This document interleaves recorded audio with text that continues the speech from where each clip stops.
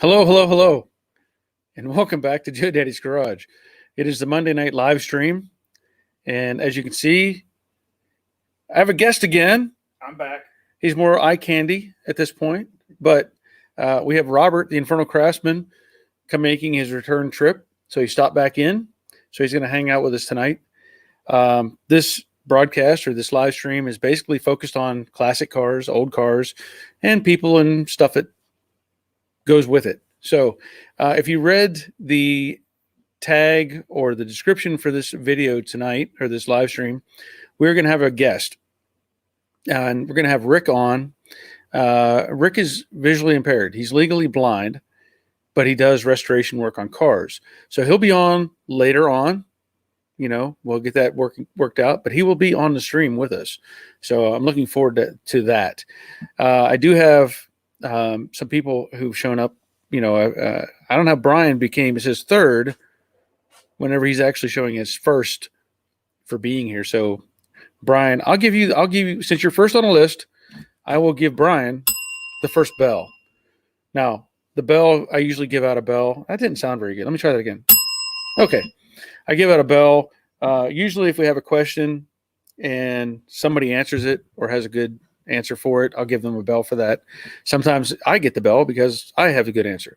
But many times it's somebody in the chat box that we have on the side over there. So we have Leonard checking in. He wants to watch, but he's stuck in Arizona. Have a good show. Well, I'm glad you're here. Bob Knoll, good evening, Barry. I hope you had a good weekend. I think I did. It was actually a pretty nice weekend. Chris Greenaway, glad it was Stat Holiday in Canada. I don't know what that means, but I'm assuming that's a good thing. Rick Stevenson checking in. Glad you're here. Jerry's Garage, the Money Pit from Middle Tennessee.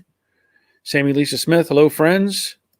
And Jerry says, good evening from Icebound, Middle Tennessee. Yes. Clark sent me a $5 super sticker. Thank you, Clark. Appreciate it. Terry Keithley. Hi, Barry. Terry here from frigid West Central Illinois. Burr. Yeah. It's cold all over the mid part of the country right now.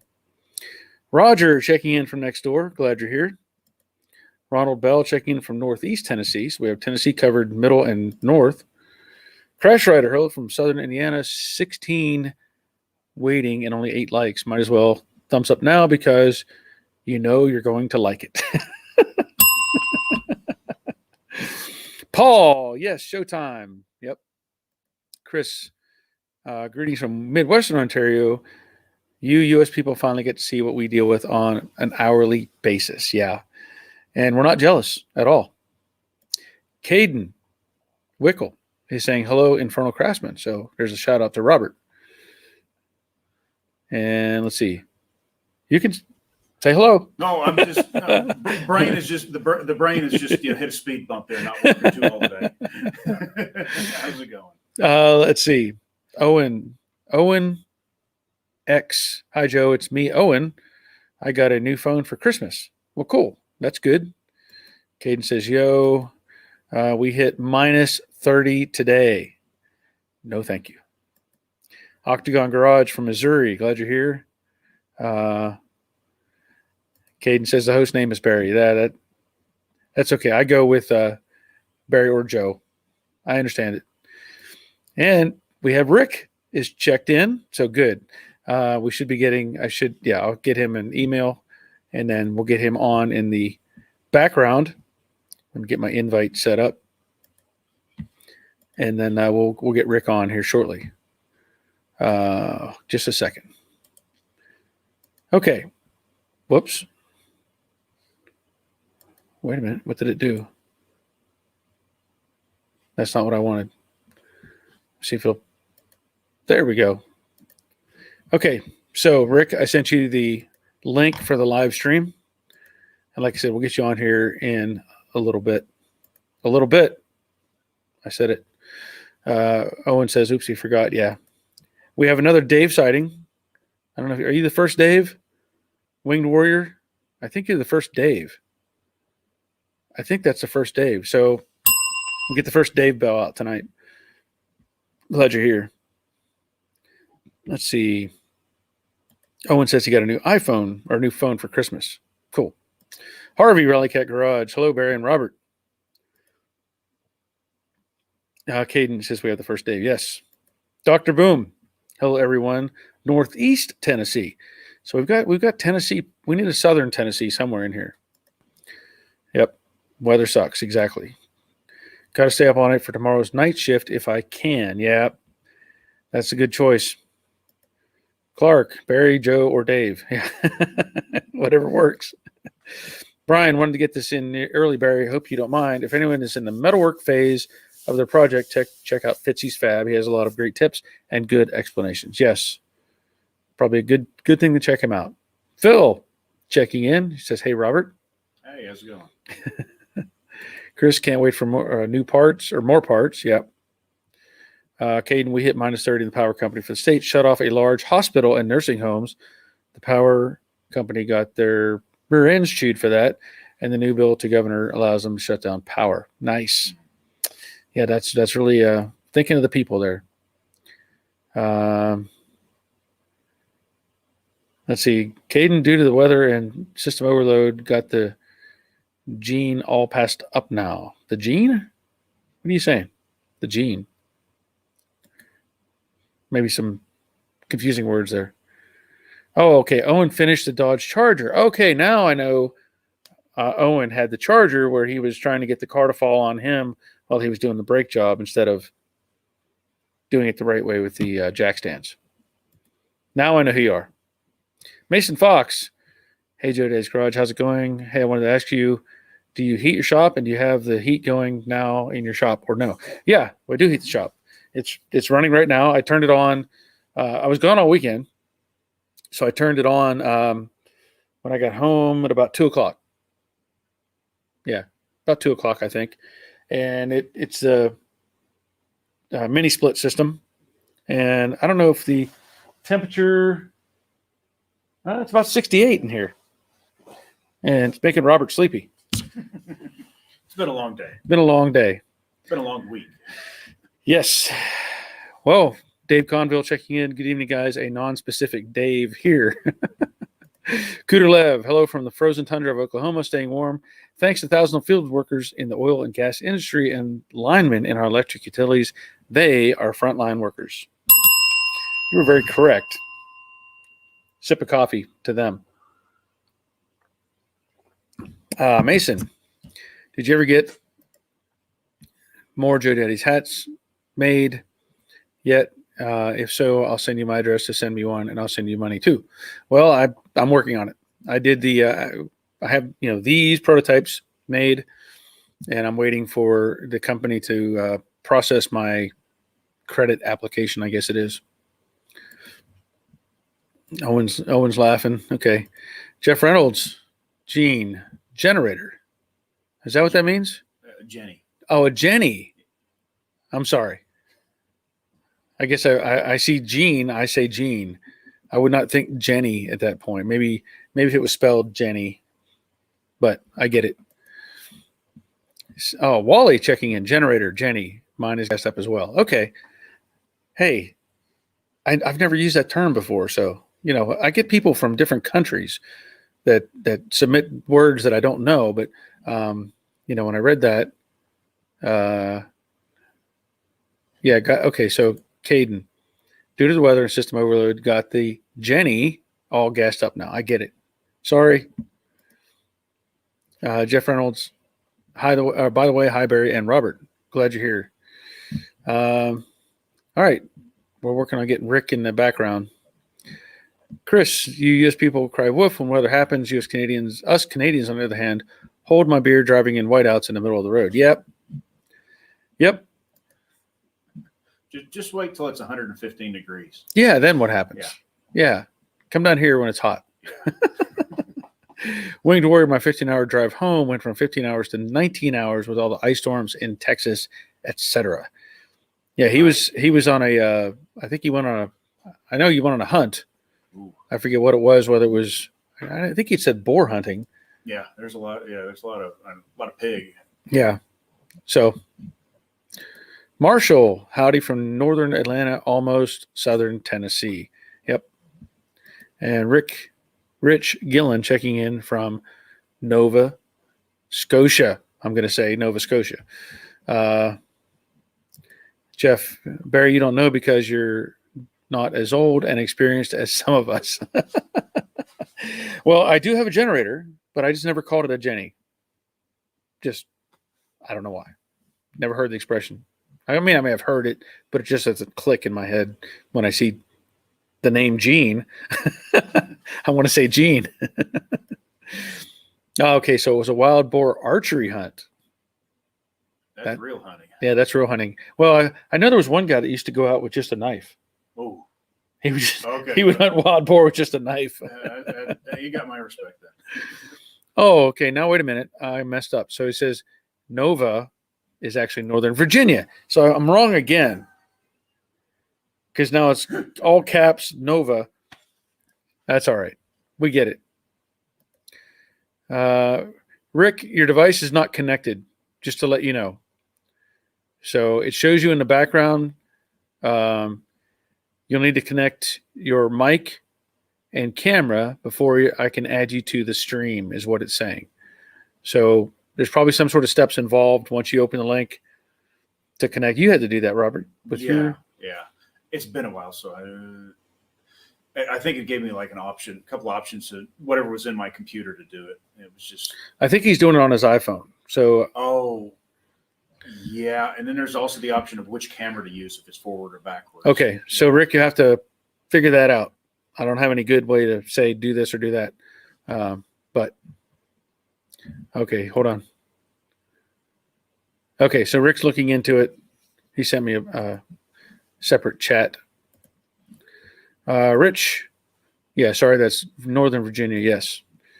Chris can't wait for turkey in the spring. Okay. Can't wait till it's warm. Yeah, I agree with that. And Chris Greenaway, the last time it was cold was in the 1870s. Well, we all grew up in different environments, but we don't expect the weather that we get sometimes. So, Robert lives in Texas, and temperatures are in the tens or teens, and he's shared pictures of 6 or so inches of snow in Texas, and usually you don't picture that. You don't picture snow in Texas, so that tells you something's going on. But and I hope to get home Friday. That's the hope. I don't know if it's going to happen or not. Yeah, because the weather conditions are going to affect your travel for sure. I may end up stuck in Louisiana or somewhere, as close as I can get to home, and then just wait till it clears up. So if anybody wants Robert to stop in on the way between Atlanta and Texas, just give him a shout. We'll give you can stop in and say hi. Caden says, yes, you deal with it daily, so you are used to it. Talking about the cold weather. Let's see, Dan, the Honda man. Dan checking in from Boston, Massachusetts. Glad you're here. Dennis, hello everyone. It's cold in Canada. Yeah, can't argue that. Kansas in a nutshell: butt cold, stick to humidity, hot heat, and tornadoes. Yep. What was that one comedian used to say? Like, move to where the food is. Oh yeah. Move to where it's not tornadoes. Yeah. Chris, my mom moved from New Jersey in 78. In the blizzard of 78, snowbanks were as tall as hydro poles. I remember that blizzard because my dad had to use, wait a minute. And we go, since you opened that can of worms, I'll do a little junkyard story time.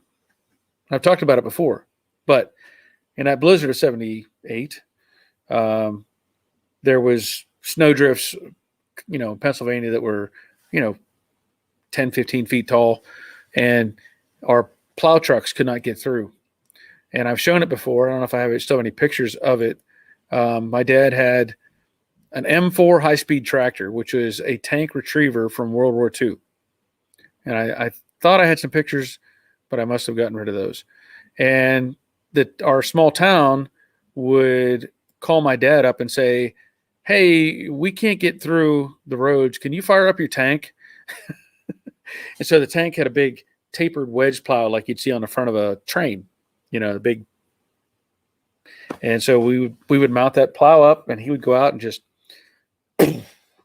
take the tank and bust through the snowdrifts so that the plow trucks could actually get through and start opening things up. So one of the positives about having your own tank. So just in case, go buy one, have it sit aside just in case you get some bad weather and you need to clear the roads. Just saying. Hold on a second. Did they provide the diesel when he did that though? It was gas. Oh, that's right. It was a gas. Yeah. World War II. It was a gas vehicle. Crash Rider, is anyone else thinking about baby back ribs right now? I only brought one rack with me, and they're in his freezer. But they saw the video. You posted your video on Monday. Yeah, one of them is in. Part of it's in here. Yeah.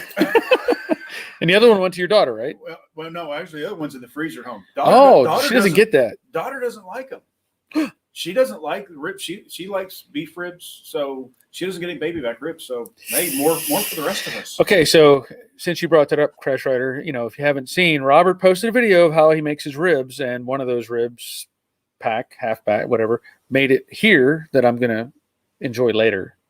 It was actually at some point the largest rack that I had. Oh, so anyway, yeah, and normally I think they would look like this. That's a beautiful rack of ribs right there. Yeah, that was actually the one that I did for you looks better. Does it? Yeah. Well. Yeah, it has that nice, heavy, thick piece of meat right on top. Oh, yeah. Just the thin bones. And, yeah. All right. Yeah, we'll get that later. Get to that at another point. But yeah, check out his video if you haven't seen it.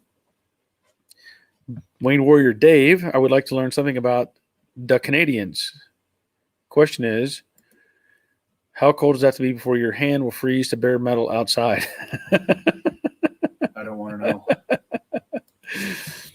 And Chris says negative 11, negative 15 M. Let's say M, or I don't know what that means.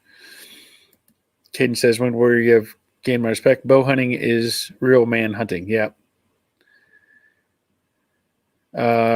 Chris, when we're same as your tongue. I think the tongue will freeze faster. Caden says, having an M4 sounds amazing. It was pretty cool. I used to have a picture. I don't have it anymore. So Artman saying, Crash, I am now. I better go pick up some this week. What? I must have missed something there. Where Chris thanks, Caden, and auto successful. Was hunting at times at night from the ground, stocking sidearm backup if things go sideways. Good choice. Let me get through here and see. I know there's some side conversations going on.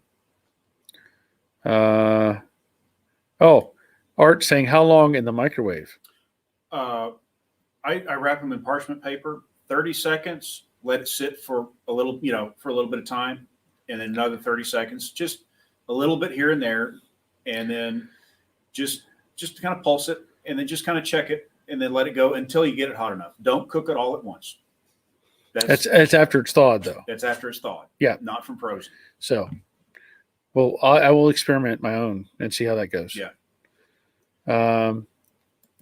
So Caden saying he just ironically just finished his ribs. Okay. So we've got more conversations about ribs than anything going on right now.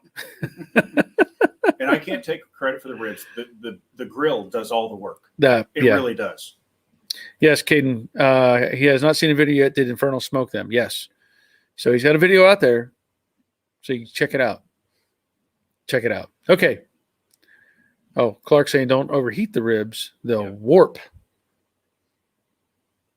They'll warp? Okay. I mean, is it referring to the bones or the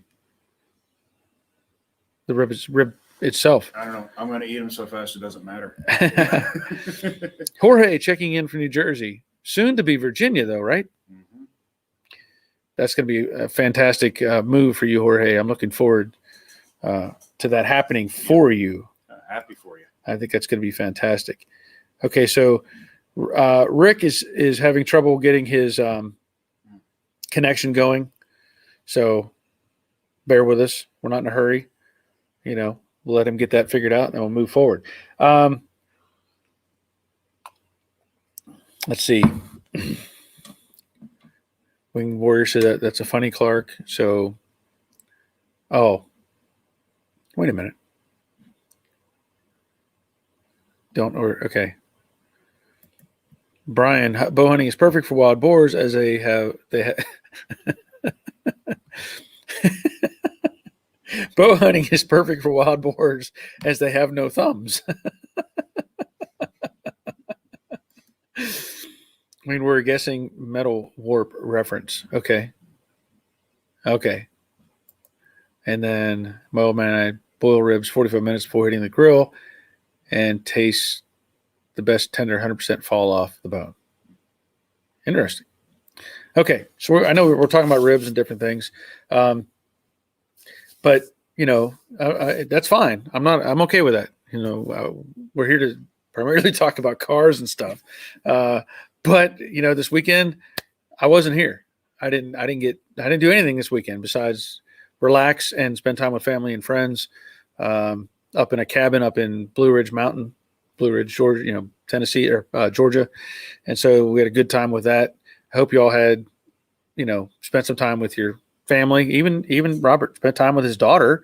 So that kind of counts. Not a spouse, but yeah, Rick's working on it. There we go. So you're partially there, Rick. You're partially there. But anyway, we had a good time up in Blue Ridge. Stayed at this really nice log home, and just had a good time. We need that every so often. We all need that. Step away from whatever you're doing and enjoy yourselves. Let's see. Wayne Warrior sent you a pic of the smoked brisket we made this past Thursday in Tejas, TEH-HAS. I'm not sure what that is. Also known as Texas sometimes. Maybe. I don't know. It's Tejas. Is that how they say it? I don't live there. I don't know.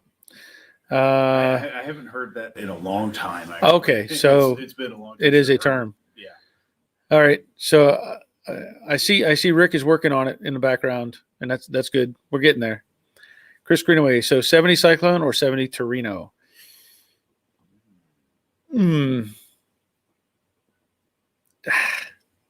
It's almost the same car.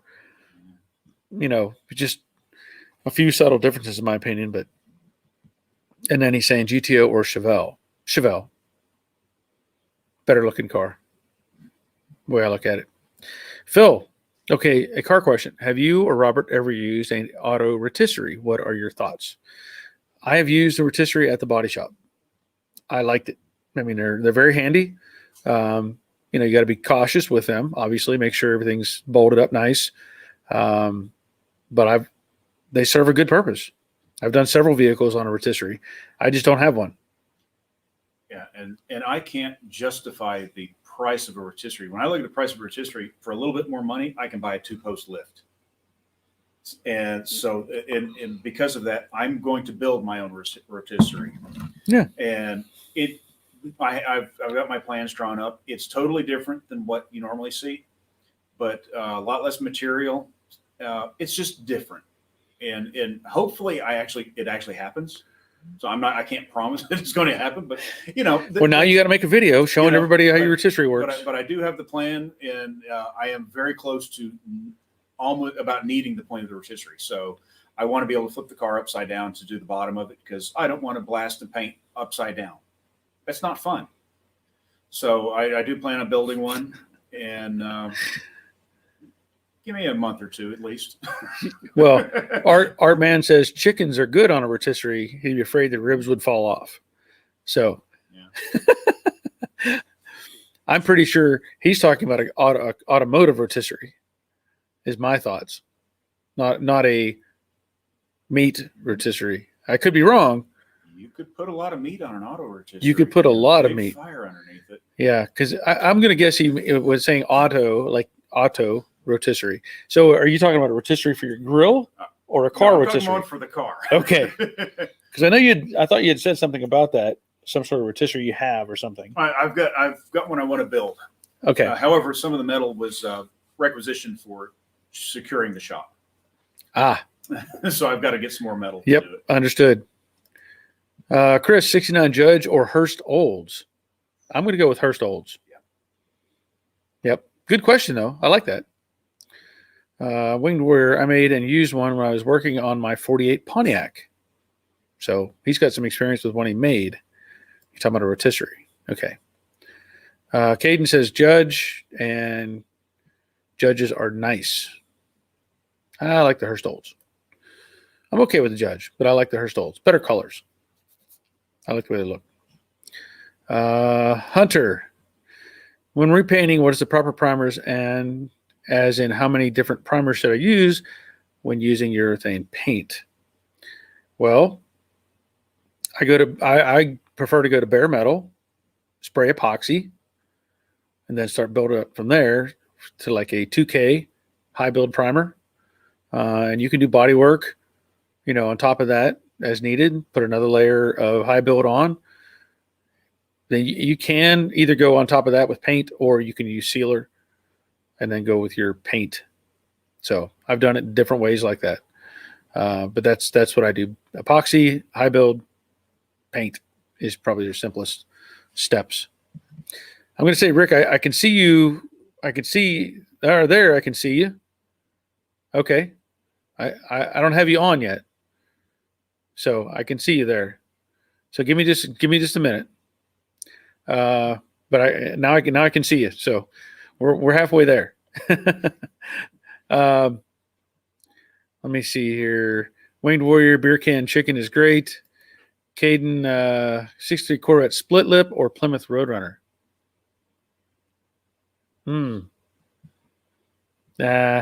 I'm probably go with a Roadrunner just because. I'd go with the Roadrunner mostly because my uncle had one. He used to race one. Okay, there you go. Chris, can't wait for paint contacting the Body Man next weekend. Good. Or Dodge Super Bee. Well, I like the Super Bee too. Dave, I don't know if you recall seeing it when you were here, but I made my rotisserie out of 2 Harbor Freight engine stands for the Model A body. I do remember seeing that. I don't think that'll work for a Mustang though. Chris, hey folks, Joe, what do you make of Fox Mustangs getting so pricey? Seeing even the 80s, 90s Camaros skyrocket. What's next? What should we be garaging for the next decade? That's a tough question because tastes change, and people are going for what they can afford, and when they start buying what they can afford, suddenly the value goes up because the market starts getting smaller. Marshall, I know the bottom of my car would look better if I had a rotisserie. There was one for sale near me with Mustang mounts. I can't fit it in my 2-car garage. Well, if you get it cheap enough, I'll come pick it up. All right. I'm going to pause comments for a second. And we're going to talk to Rick. Now, again, Rick he's worked on his own Mustang, and I'm sure he's worked on other cars as well. And he's going to talk to us about what it's like to have a vision impairment and work on classic cars. So let me pull Rick on here. Okay. You are now on a stream, Rick. Can you hear me? I can hear you. How are you? I'm okay. I'm an IT guy by profession, so of course getting information technology to work when I want it to work always fails. So when my technology has to work, I can't get it figured out. So okay, but we got it going. Okay. Now we can talk old cars without anything to do with computers in them, which is more fun. Yeah, that is. So tell us what kind of cars you worked on. Well, I've always been interested in tinkering with whatever I could ever since I was a little kid. My dad would work on something, whether it was an old Nissan pickup truck or whether it was the Buick or whatever. Dad would spin wrenches on something and I'd be next to him. When I was 15 years old, there was a white 65 Mustang Coupe in a field for sale. And I sat in it and I said, well, I want to own this car. I want to own a car like this. I knew I couldn't see well enough to drive, but I wanted to be able to own a Mustang. That car was for sale for $500. and I wanted to buy it. My dad didn't want me to buy it, but he was going on vacation in the next week, so I said, well, I'm going to buy it when he's gone. And when I went over there with the money, the guy had already sold it. So I missed out on that one. Later on in life, I bought a 66 coupe with a 6-cylinder. Thought I was going to put a V8 in it, had all these great plans to do all this work on it. Didn't realize how bad the car was. It was a Bondo bucket. It had rust in every place you don't want rust. It was just bad. And while getting ready to have the engine rebuilt in that car, my mom came out to the garage and said, hey, there's this 65 coupe for sale in the paper. Why don't you go look at that? So we did, bought it, and it has been a 20-year project restoring that car. And a lot of work I did myself with help of friends, and somebody got farmed out, and ongoing process. And I usually amaze a lot of people at what I can do because I don't have to look at something to do it. I've changed spark plugs with friends, and they're on, it's literally in the dark night, and they're on the passenger side with the light, and I've gotten all 3 spark plugs on the V6 Bronco while my friend's trying to find the first spark plug on the passenger side. Okay. He commented to me, how did you do that without light? I said, well, they're not moving. The spark plugs don't move. You don't have to see them. But a lot of work's been done on my 65 coupe. It was a 289 power steering, disc brake car. Since I had it, we put in deluxe pony interior, added power brakes. The original 289 came out. A 302 went in that was actually out of a 1986 Ford van. A friend of mine rebuilt the motor for me. That was supposed to be a in and out project, which turned into a out project, in and back out, because the machine shop didn't balance the ratings bottom assembly properly. So I had to come out arguing with the machine shop, and it was a nightmare. We finally got it done, and the car was then sent off to body and paint, where all the paint work was done, all the body work was done. Gave the guy a lot of money, and then we get to the sad part of the story, where years later, and Barry, you and I have talked about this, but I went out to my garage, start the car up, wouldn't start. Went up, hooked up a jump pack to the front of it, started the car up, and okay, it's okay, great, it's running. Got out of the car, walked up in front to pull the jump pack off the front of the car. Then the car started backing away from me, jumped into reverse, backed out of my garage and slammed into a tree about 20 miles an hour. Yep. That hurt. That Yep. still hurts. So Yep. I looked at that and I said, can I fix this myself? Is this something that I could do? And it was way out of my league. So it's at the body shop right now, arguing back and forth with whether they can get good quarter panels, whether they can get a good tail panel. The guy told me all the problems they're having with parts. It's a weight game right now. And I'm considering another project, but I don't have room for it. But it's interesting, though, when I go over to friends' houses and I go to help them work on their cars, or somebody needs an oil change, or somebody needs, anything done. A friend of mine wanted a lift kit put on his truck. We put a lift on a Bronco, and people are often amazed at what I can do without necessarily being able to see it. As long as it's not small print or something that requires, vision, I'm very good with my hands and getting something done. So with that said, so that the viewers have an understanding, what is your sight distance, or what would it be like trying to see anything that you're working on? Well, it's hard for me to compare because there's nothing to compare it to. I don't know what normal vision is like. But what it's been explained to me is if you were looking through a fogged windshield, or the shower doors seemed unfogged, and what you see is just shapes and shadows and colors. So I know it's a car, but I can't read the emblems. I can't read license plates. I can't read. It's just blurs and shadows. Okay. So, and just so I have a visual, my reference is, it's far different than being completely blind, which would be, much harder. But you can see, like you're saying, shapes and shadows, and at least have the impression of, there's the car. I can see the car in its bulk form, let's say, but you can't see, like you're saying, the hard details, or read the stuff like that. So I find that really amazing. I do. But from what I'm gathering, you see more with your hands. Yes. whenever you're doing these sort of things. So, like you're saying, your friend says, how did you get those spark plugs out? Well, with your hands, you built a kind of a map in that process and found it and knew where it was. And, I think your mind probably obviously works a different way than somebody who is fully vision, because we have our visual references constantly, whereas you kind of probably build more of a map, let's say, of what you're working on and know how to get back to it, I would think. Yeah, and my hands get a lot dirtier working on projects than most people's because I touch everything. Right. So it's everything is by feel. So I've Okay. often put my hand on some, oh, geez, that was a big blob of grease that normally you wouldn't touch, but oops, it happens. Right.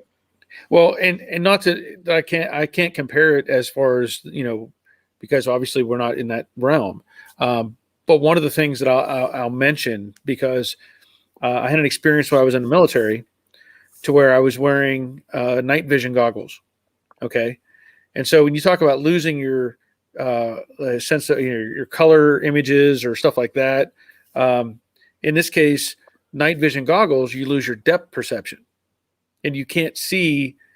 You can see like tree lines, you can see people, but you can't see the ground. Like if there's a hole in the ground, you don't see that hole.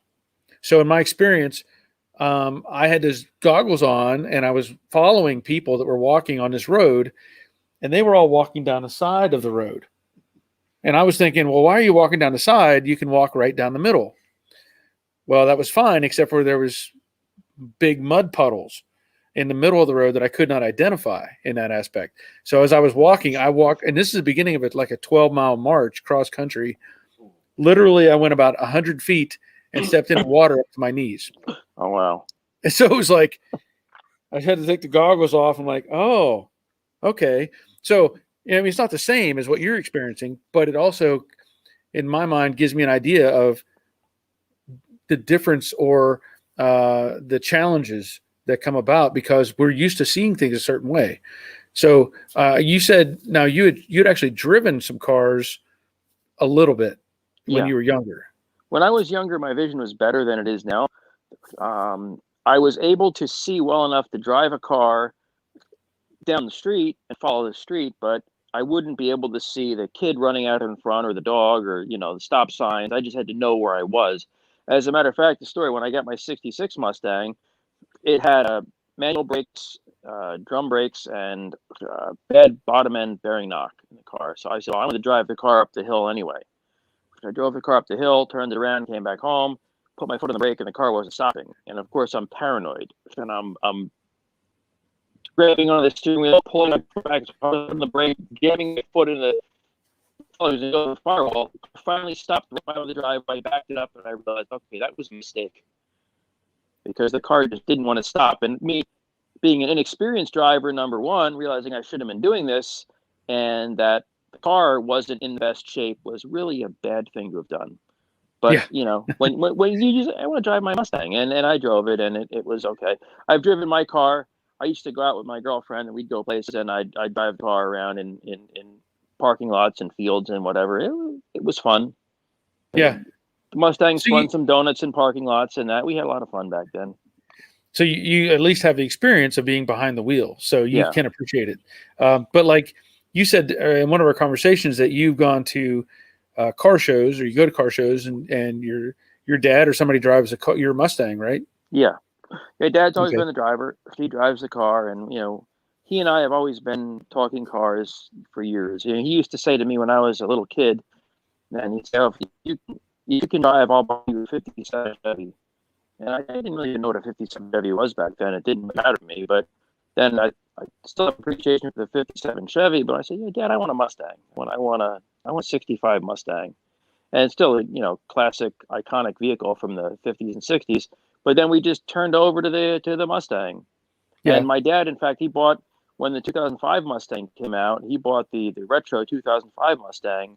And my car was about ready to go to body and paint then. And I decided to paint my car the same color of the 05 Mustang, which is they call Wind Veil Blue. So I painted my car to match what he bought. So we had sort of the father-son deal. Okay. So it's a match. Yeah, it's a sort of a matching car then. Yeah, well, dad's car is blue with black stripes. My car is blue with the white stripes. So it's close, but same style. And a lot of Right. people will look at my dad's car and they think that's a '67 because even though it's a '05, it was styled after '67. They've been parked next to each other at shows, and people think they're both from the '60s. We've had kids come up and think they're both classics, and we tell them the story, educate them between the difference between the new and the old. I had a little kid come running up to the car at one point, and he looks under the hood and he yelled at his dad, "Dad, look at that motor." He says, "How many liters is that?" And I go, 12. I told him 12. And he went run off. "Daddy, that car's got a 12-liter motor in it." It was really funny. Yeah. Yeah, because the times have changed where we would say, 350 small block or a 302 or whatever, and then they changed it to 5.0 and different things, 5.7. And I still don't know why they did that, honestly. We like having those numbers that we're used to with cubic inches. Yeah, the metric system won out, I guess. I don't know. Well, in some aspects. So currently the Mustang you have, we know we talked about it at the body shop, and they were giving you a runaround, and you're still trying to get them to complete the car. Apparently, they've agreed to work on it at this point. Yes. Yeah, Okay. The guy told me he's ordered the right parts this time, was the way he worded it. We're going to get the right parts in this time. So I think he's putting in a good effort with CJ Pony. He's dealing with them to get the parts. He told me the parts that came in last time were just unusable. And I have to get the pictures from him, and I'll send you off the pictures when I get them. He says Okay. he's got a ruler held up against the parts and how they just don't fit and how things just are so bad off. And I told him what you had mentioned to me. Your body shop, this is what you make this stuff work. But I guess, I can't, I don't want to speak ill of the shop and say he's doing a bad deal or trying to, do me wrong here, but, maybe they're just running into problems. Maybe they did get a bad batch of parts. It does happen. Yeah, it does So happen. we'll see. I'm hoping the guy who's doing the work on the car, he's been a body man for 35 years. So Right. he's been in the business. So, he told me when you get your car back, it'll look perfect. And the good thing I left out was the distressing part. When I had the car done years ago, the guy gave me the car back and he said, "Okay, your car is fine. It's perfect. It looked good. There was little anomalies. The power antenna didn't work. When you step on the brake pedal, the reverse lights came on because he didn't get the brown wire and the green and the orange wire right. And there's the guy who's legally blind. I'm sitting there with the door still off because instead of disconnecting the harness for the rear of the car, he just cut it. Took the door still off and cut it. I said, why didn't you just disassemble it properly?" So I'm there. I'm the blind guy with the soldering iron and resoldering the wires, the orange and the brown wire, properly to get my wiring working right. But the major problem with the car now was when it hit the tree, it just folded. I said, "Are these cars really that weak?" But a lot of what was supposed to be metal in the car was plastic because he Right. just slapped plastic on everything, made it look good, and it did look good. And what's really distressing to me was I was going to sell the car. I was considering selling the car off because I don't drive the car much. My dad's going through some health issues. I've got some health issues. Had I sold that car, I would have sold it as a perfect car that rust-free, no problems. And Yeah. unbeknownst to me, I would have been lying to somebody because if they'd really dug into it, they would have said, "Hey, this is all plastic." But I didn't know it. I had no Yeah. idea. So this is Right. kind of the car is getting done right now. It's going to be metal, and literally speaking, I will have my hands all over the car before I pick it up, tapping on it, making sure it's okay. I want it on a lift. I want to walk underneath it. I want to look up. I want to check everything because I know what the car is supposed to be like, Yeah. and it's going to get done right this time for sure. Well, good. I just feel Good. bad that I got rooked by the previous body shop. Well, that happens to everybody. I mean, even people with perfect vision Yeah. can get fooled by stuff that gets passed off because what do? You can't just assume. You can't look at it and say, "Well, take all this paint off so I can see what's under there." Yeah. That kind of defeats the whole purpose. But hopefully this all works out for you and you get it right this time. When I walk up to the car, the first time I was at the shop, before I picked it up for the first body shop, I put my hand on the door and I see a paint chip here. Right on the top of the door, like right above the handle, there was a paint chip about the size of your thumb. This is a paint chip here. I don't know how it happened. Something was hit in the shop, and the guy said, "Oh, now I got to shoot the door again." I'm like, "Well, you got to shoot the door again." I said, "You got the there's a paint chip here. And I noticed Right. that just by putting my hand, I just got lucky and touched the car at that particular spot. Yeah. Because had I not, he would have insisted, oh, it happened after you left my shop. It's not my responsibility. So I did give the car a good look over, and I noticed before I picked it up from him, I said, hey, the hood doesn't line up. I said, the hood is not, lined up with the fender, and the head Right. bucket's not lined up. I did point out a lot of things by putting my hand over the car, but I did not, crawl underneath it and, tap on the wheel houses and look at it, with a magnet over the frame rails. This is a frame rail, the left frame rail on the car, rear place. I gave it to him because I had a part, and the guy at the body shop said, "Do you realize that frame rail was only tack welded in? It was not fully welded." I said, "No, I did not. It was just tack welded in with Bondo over top of it." Wow. That's where you get dangerous. Yeah, that's pretty scary. Yep. But that's the thing people do. They just try to cover stuff up and hope to get away with it. And then they don't worry about the end result someday when somebody does get in a wreck or something like that. They're like, oh, I don't, it wasn't me. We got it in that way, It's a sad thing. Yeah. It's sad because I paid him good money to do the car. And if he told me, hey, it's going to cost a little bit extra money, he painted the stripes on the car. And he painted the stripes further down on the Camaro where they only go to hood and they don't go, below the bumper and the valence. I said, you didn't paint the stripes on the car. The rear tail panel, there's no stripes in the rear tail panel or on the front valence. He says, oh, you didn't tell me you wanted the stripes there. I said, I told you I wanted the stripes to the Shelby specs. And Right. we gave him all the measurements, all the stuff. My dad got them from Shelby and wherever he got them. This is how the car, here's a picture of the car. And then he says, oh, well, you didn't tell me that's how you wanted it. It was another couple of weeks, and he claimed, oh, that's thousands of more dollars. And I left for him telling me I owed him $3,000. I said, for what? For what? Give me an invoice. And he never gave me an invoice. I never heard from him again. Yeah.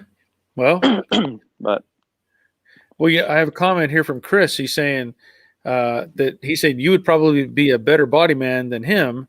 He said he had a former coworker who was vision impaired, could feel every paint defect.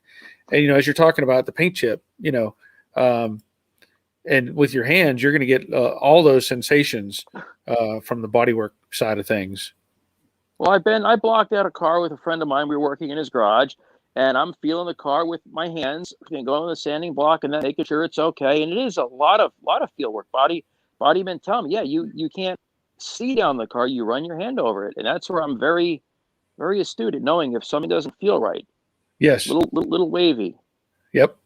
Yeah. And that's obviously, to me, even I can see fine. Any more of the smaller details I'm losing because of just age, but my hands, I can run my hand over a panel and just go, oh, nope, that's a low spot. That's got to be, and not even visually see it. So yeah, our hands are a key to doing body work. That's for sure. Yeah. And, on the side, my day job, I work with computers. There was a time I was working on, we had a Sun, it's called an Enterprise 10,000. This is about 20 years ago. It was a $7 million machine. Our contract ran out with Sun Microsystems. And what we would do when these control boards went bad, you'd have to swap out every component from the control board. And it was a matter of torquing down screws to 6-inch pounds. We had a special tool for that. You'd take off the CPUs and the memory mezzanines, the IO mezzanines, all this stuff. I was working on this system board, and I had the two next to each other, take the parts off one, put them on the other. I didn't realize I had an audience. I was sitting in a dark room with only lights coming in from the hallway lights. I had people watching me swap this control board over without the light. They said, well, how did you do that? I said, well, again, nothing was moving. When I slid that control board in the machine, everything worked. How did you know? They said, how did you know which sequence to torque the CPU down? You can't read the numbers. Well, there are numbers on there, but again, with my mechanical knowledge, I know how to torque a head down to a motor. So you apply the same sequence and you start from the inside and you work outward. And it was the same thing with the CPU, just mechanical knowledge. Yeah, and people take we all have our perception of how we do things based on what we have as far as our abilities. So, for them to be in the dark and try to even try this, they would fail miserably. But and I could see where they would question it. But from your perspective, it made perfect sense. And that's where we fall short a lot of times as far as what people are capable of doing, because we put, I mean, a hand, they have a handicap, whatever you want to label it, a handicap. And people draw a line and say, well, because of their handicap, they can't participate or they can't, do these things. And they don't give them the chance or let them see that there is that possibility that person can do a very similar job.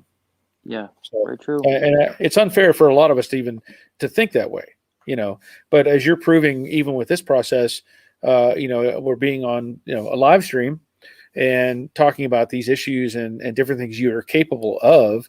It should encourage other people, I would think, who do have, maybe a vision handicap or something along those lines, to where, hey, I think maybe I can get involved and do something like this. So I think it's very helpful for the community. Well, my boss told me last week at work, we have a guy working with us, and he had to put a machine in a rack, which is a matter of sliding rails, putting a bunch of Phillips head screws into a rack, and sliding the machine in. I've been doing this for 30 years. Right. I said to my boss, hey, I'm willing to come in and help with this. And he said, well, with your vision being what it is, I don't think you'd be much help in that process. And I said, really? I'm not going to argue with you to come in and do manual labor. You don't want me to do it. But I mean, my motor went in my car, in my single car garage in my townhouse here, and it went in and laying underneath the car with my buddy getting the engine mount bolts lined up. And it's a little more to that than putting screws in a rack and sliding a machine in. But my boss assumed, well, you can't do this because you can't see. Right. And the guy who put the machine in the rack, these machines have to go in specific locations. And he put the machine in the wrong spot in the rack. So now it has to be moved so that you're not wasting space in a rack. So here the guy who can see perfectly well put the machine in the wrong spot. And I would not have made that mistake, because there's the rails, they're all holes going up. It's a number of holes. I would have counted the holes with my fingers and put, okay, this is 5 holes up on this side, 5 holes up on that side. Well, he just said, well, I'm going to put it here because it looks right. Well, it looked okay because it was in the rack and it's fine. But what about in the future when you want to put another machine in? My knowledge and experience would have told me how much space I would have had between that machine and the one above it and below it. So now more downtime has to be scheduled for this machine to be moved in the rack. When if I, with low vision, had done it, there wouldn't have been a problem. Yep, that's a good point. That is a good point, because he was looking at it from what was a visually appealing, whereas you were looking at it from the blueprints or the design of how it was supposed to be in there. So there are advantages. And our advantage is you being able to do things without seeing them, because sometimes you can't see. And how do you work under the dashboard? I mean, I have a classic auto air in my Mustang. One of the hoses came off that goes from the heater box to the vent. Well, all right, it's just hanging there. Well, I'm just reaching under the dashboard, feeling up there. Okay, where is it? It's up here. And, I'm not a superhuman. I don't have super hearing. I don't have super sense of smell, none of that stuff. Blind people are not graced with other senses. You just become used to using your other senses. So just by feeling up there with my hand and reaching around, okay, there it is, and just connect to the hose again. Right. Yeah, but where's my bore scope? Where's a mirror? Give me something that I can look under there and see. Well, what do you need to see it for? Right. It's not moving. It's there somewhere. You'll find it. Well, what's interesting about that is, growing up at my dad's junkyard, and as a kid, 10 years old and starting to take cars apart and salvage parts and whatever, there were many times where I would have to take something apart that either I knew I couldn't see it, and I had to learn. And this people may have done this as well. Like, let's say putting the headlight extensions on my '68 Mustang. Well, they put them on the floor, like they put them on the fenders first, and then put the fender on the car. I'm guessing. I don't know, because it's quite a drop. Yeah. From the back of the headlight bucket to the mount points on those headlights. The 3 posts. Well, the one it's all the way in the top corner. You almost can't reach it. You have to really manipulate your arm and get it up in there. Well, what I learned as a kid was many times where I could not see a bolt, I would take a ratchet with an extension and a socket, and I would probe until I hit something, and then I would pull back away from that bolt and let the socket ride on the edge of the bolt, and I would feel the threads of that bolt. So I'd get this like clicking kind of feeling. Yep.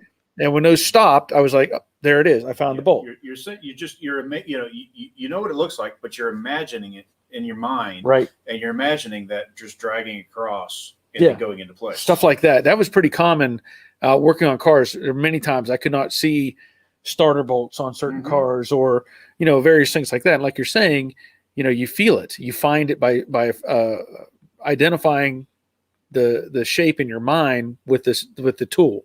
So, but I get what you're saying about, especially the reaching under and doing the airbox stuff. You find where it came from. It's only going to fit a certain way. Well, it's funny you mentioned the starter. It was my girlfriend had a Jeep TJ, and the starter died in the Jeep. And we went into Pep Boys and bought a starter. And the guy said, "Well, do you want us to put it in for you?" I said, "No, I'll put it in." He says, "How are you going to put the starter in?" I said, "Use your lift." He said, "Oh, no, we can't use our lift, but we'll do it for $120 labor." I said, "No, I'll do it myself." Brought it home, laid it into the Jeep, and I'm under you can't just see up there where the top bolt is. Just feel up there where it's at and pull it out, put the starter in. Brought the starter back to the guy for the core. An hour later, he said, "You got that done that quick?" I said, "Well, how hard is it?" Yeah. And he's looking at me. I'm legally blind, and he's looking at the starter. The guy's looking at the starter like to me. I said, "What are you looking at it for?" And he actually said, "I want to make sure you took it out okay." Well, how are you?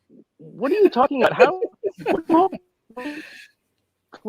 Like leave the shaft stuck in the engine somewhere and pull the starter apart and only take the shell off. And how do you do that wrong? Yeah. And he right. said, whatever. You think I use a torch and just gutted it? Yeah. I took the canister off on the side of like an oil filter and put the guts of the new one inside of it. Yeah. Yeah. But when he actually said it, I'm like, what are you talking about? Give me my core charge back and let me get out of here. Yeah. I got things to do. Yep. Yeah. I've got a few questions on the side, and some of them aren't necessarily related to what you're doing. Let's see. I'll have to get back to some of those because they're asking some other questions about dents and stuff. Chris is saying he has a lack of gross depth perception. He had his eyes inverted, cross-eyed. His eyes were facing his ears, inverted cross eyes. Okay. At 2, my eyes were reconstructed. Now I have some gross perception after 48 years of reception. So sounds like he's had some trouble with his eyes indexing left to right, the focus point. We were talking about stripes earlier, and Dr. Boom says, where can one find the spec for the different stripes that have been on a 67 Mustang? That I don't have an answer to. And I know you had mentioned about your dad, he had the Shelby kit, or Shelby stripe layout. Do you recall where you got that information from? I will have to ask him, and I will get back to you. Probably one of the magazines, or Dad used to actually call up Shelby American in Vegas and talk to people and ask questions. Okay. I have a funny story about Shelby. When my parents were at Shelby American, they were walking around, and Carroll Shelby was in his office, and my mother and father had just bought me a hat. Oops, there goes my phone. But my mother walked around the desk and said, "Mr. Shelby, will you sign this hat for my son?" And woman's yelling, "You can't go back there and bother Mr. Shelby." And my mother just walked right around the desk and got my mom to sign a hat, or got him to sign a hat for me. And so that was kind of a neat thing. But so Dad had all these, people he would call up. He's very personable on the phone. He'll call up and he'll talk to people and get information from people. And so if he's got the specs or where we can get them from, I'll get the information to you. And Yeah, and I don't know if he needs for the 67. It almost sounds like stripes in general, like the different configurations that they may have had available on the 67, like the side stripe, the hockey stick looking thing, and the body stripe, stuff like that. So unless I don't have a good resource answer on that for the 67, if anybody does, by all means, share a link or something, so we can go on from there. We do have some other people checking in. We have Don Thompson checking in, David and Cheryl checking in, Nick Moss, Nick. And then Nick Pixel TV is here. And so a lot of people are talking about how mechanic work, one is comment is mechanic work is 50% feel, and some say 75%, and that is very true, because there's many times you just can't get, you're not going to get your head in an opening that your arm can go through. Right. It's the same way with aircraft. When I worked on airplanes, many times there was nowhere, you're not going to get a visual on that at all. And now we did get used to using mirrors and lights and, finding a certain fastener or whatever. But many times it was just sticking your arm in a hole and eventually finding, the item that you were trying to work on. So it's relatable. We'll put it that way. The interesting thing is in high school auto shop, they told me you can't take auto shop. I said, well, yeah, I don't have a car. My friend had a 69 GTO Judge at the time in high school. And he said, well, he can work on my car. They said, well, it would be an insurance liability for him to work in our auto shop. We can't let him take auto shop. I said, well, what am I going to do? And they said, I'll take wood shop. I said, oh, great. So I can work with spinning saw blades and drills and all this stuff, but I can't work on a car. Yeah, that sounds very well thought out, Yeah. Because I actually took wood shop as a vocation, and I managed with good vision. I managed to shove my finger into a router. So I could imagine, like you, that would be extremely dangerous. But I'm sure also that you have done some of that work, and you would be very, very careful and cautious as well. When I was in 6th grade, I took wood shop in middle school. The shop teacher said, go cut this piece of wood in half. And I said, okay. And I just walked across the room, take the table saw, and cut the piece of wood in half. As this man is running across, screaming at me, get away from that saw. And he says, what are you doing that for? You're not supposed to use the saw. And I said, well, you told me to cut the piece of wood in half. And I remember it was that time, just 1 by 12, piece of wood. What am I going to cut in half? I'm not going to use a hand saw to cut it in half. It'll take me, I use this power saw. Why not? And he didn't think I was going to walk over and use the table saw. I didn't understand. What's the problem? Right. I mean, it was a problem because I didn't have safety glasses. I didn't use push sticks. I didn't, use the fence. I just guesstimated cutting the wood in half, and it came out okay. But this is the same guy that in middle school, I asked him, like I said, my vision was a lot better then. I wanted to go skiing. And when I said to him, can I have the permission slip to go on the ski trip? I wanted to go skiing. He laughed at me and said, what are you kidding? You'll run into a tree. And the whole cafeteria of kids erupted into laughter. And I felt terrible. Like, well, I could ski just fine. And he wouldn't let me. Huh. Yeah. And it's that perception thing, what we consider as a limitation, in many aspects may not be, but I can also, in his defense, not that he should have made it a joke or anything, but liabilities and being cautious, I can appreciate that as well, because who's going to be responsible suddenly if somebody does get hurt in that situation? Yeah. And they're like, well, we tried to tell him no, but he did it anyway, kind of thing. So I can understand that. The funny thing is, they didn't want me to take computer class in school because I couldn't see the screen. Now, in order to see the computer screen, I look almost with my nose touching the screen to be able to read a computer screen.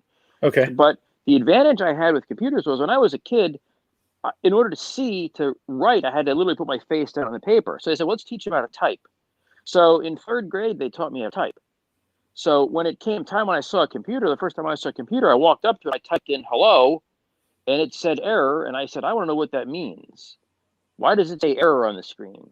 Right. And that got me fascinated. So it was learning to type and use my hands to use a typewriter, which is on a Smith Corona manual typewriter in the late 70s, helped me in my career now, because if I couldn't type, I wouldn't have been able to use a computer. And it was the forethought they had in school in using my hands. And the kids used to not be able to believe I could type where they'd put their hands over my eyes. And how can you type without seeing the keyboard? You just know where the keys are. Right. Yeah. Practice. Yep. I know that's one of my weaknesses is actually typing. I'm just like click, click, click, click, click, click, click, and it takes me forever to get what I want to put out. And half the time I spell the words wrong. So my boss is a two-finger typist, and he has a PhD in mechanical engineering. His limitation is, again, typing, but he's good at what he does at his field. He's a computer scientist. He works. He does his job. He's got a PhD, but typing is just something he's not good at. Yeah. Yeah. So he's flawless at his work. He gets it done. It's just slower Sure. because he just has to look at the keys. Right. And I can relate. I can relate to that. So what are your future plans? You know, you talked about having the Mustang rebuilt at the body shop. Do you have any other plans for, you know, that Mustang or maybe another car or anything like that? You know, I don't know. My girlfriend that I spoke of before, she passed away 10 years ago, and she had a 89 Jeep Wrangler that her parents gave me when she passed away. And she had told me she wants to get that Jeep running again. And I had a labor of love. I did some work on the car myself, and I said, well, you know, this Jeep has a lot of miles on it, needs help. I ended up just farming out the work. I had a new motor put in the Jeep and had all the servicing done, got the Jeep running. It runs like new. It's you know, now, you know, Jeep has a new motor in it. But it sat here. It never went anywhere. And her parents just had the Jeep back, so I gave back to them. Now they want to give it back to me because they realize they're getting older, they're not using it. The Jeep needs a cosmetic restoration. The mechanics are done, but it needs a cosmetic restoration. The frame has rust on it. It needs, you know, new leaf springs, needs new shocks, it just shows signs of being 25 years old. But it would be a good foundation for a project to work on because it doesn't need a whole lot. And the one thing about my limited garage space is it's a Jeep and it takes up a lot less space. So Okay. the plan is to get that Jeep back and finish the work that needs to be done, and keep it as a purist Jeep. A lot of people take an '89 Jeep and they just beat the snot out of it, trashing around in the woods. But there's not a whole lot of old Jeeps left like that anymore because people beat them all up to death. Right. So this one's got the original Jeep wheels. It's the interior is immaculate. It just like I said, the rust on it. I'd like to pull the body off the frame and, you know, really do it right. It would be a project take me years to do, but I don't care because I don't drive it. So it would be a thing for me to work on. I'm familiar with the Jeep. The only problem with Jeep is that some bolts are metric and some are SAE. It's really annoying because it's a combination of American Motors, AMC, Chrysler, whatever, and who knows, whatever Right. they use. So it is what it is. Yeah. Yep. But that's another thing was when it comes to, you know, grabbing a tool, the right wrench for the right bolt. I don't look in my toolbox for a 9/16 wrench or a 5/8 or a half inch because I can't see the writing on the wrench. So I just Yeah. by feel, I can grab a wrench and tell you pretty close what it is, you know, and just Right. grab the bolt by feel. If somebody says to me, you know, get me a 3/8 wrench, I can go and grab a hold of a 3/8. Well, it might be a 10 millimeter, but it's close. You know, I mean, I can't tell Right. the difference that close, but Well, I know from my experience, you know, like I said, at my dad's junkyard, being 10 years old, we would have Craftsman tools is all we used. And I I got to the point at probably 12 or 13 where I never looked at the wrench as far as a measurement. I could look at the bolt and go, that's a half, I just instinctively be able to grab that half and move on. And that's where, in some instances where I've done my videos, where I've done like brake repair videos and stuff like that, I would, when I would do a video, I would just say, take your 14 millimeter and take this bolt loose and move on from there, or take the wrench. And people were inherently confused because they were like, well, what size is the bolt and which way do I turn it? You know? yeah. And so I had to think about it from a perspective of people who had never done it before. And here's your tools. You know, this is a 14. You need to turn it this direction and that sort of thing. Whereas, like I said, I grew up with it. And so it was just instincts, you know, taking stuff apart and just going with it. But yeah, I mean, it's kind of a, maybe, I don't know, not a third sense, but it's a developed. It's just it's a feel. It's a feel, and it's a familiarity. Familiarity. Yeah. That's a good point. Yep. Well, so get the Jeep back on the road or get it fixed up, like you're saying. Do you plan on keeping the Mustang? I know you're talking maybe about selling it. Yeah, I've thought about it, but as it's been gone, I missed it. I mean, you did a video when you started up Jade a while back. Yeah. And it was like 11:30 at night, and I'm watching the video. I'm gonna go start the car, and I'm here, and I'm like, you know what? I'm gonna go downstairs and start my car because Barry just started the Mustang, and I want to hear mine run. And Yeah. I went down there in the garage, I opened the door, fired the car up, and now my garage, I've got 21 years of junk in the garage. I've got the car is out. It's everything. I've got to throw away so much junk I've got. But, I miss the car. Sure. So many times I never got that car. Should have kept that car. The car, the options the Mustang has, the disc brakes, the power disc brakes, the air conditioning, the 4-core radiator, the Mallory Unilite distributor, all the stuff that's in the car that I know that that are in there that would be so hard to get another car with all those options again and the way it is. I think anything I would be looking to build again, this car would always be what I'm building towards. That's true. I would never be happy again until I got another. I may build another Mustang, but I think I'll always keep this. I don't think I'm going to get rid of it at this point. It's part of me. Yeah, I don't blame you. I don't blame you at all. I remember the day I opened the hood when I was in front of this guy's house. I opened the hood and I saw that black 289, the old top covers, and everything. I said, "Wow, that looks sharp." Yeah. And I was going to do it all concourse. I said, I'm going to do it concourse. I'm going to keep it all original. And then I was at a car show. There's another one. It was a white one.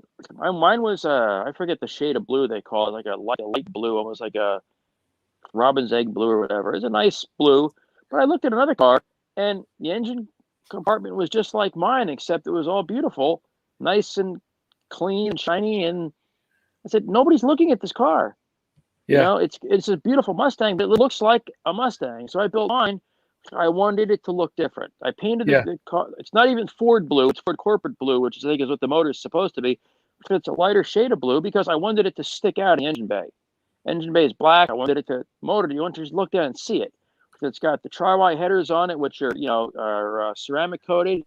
It's got the polished aluminum valve covers, the chrome air cleaner, the Monte Carlo bar. I wanted it to look different. I wanted somebody to look at the car and say, hey, and they stare at it and they look at all the things you've done differently, because it's built differently.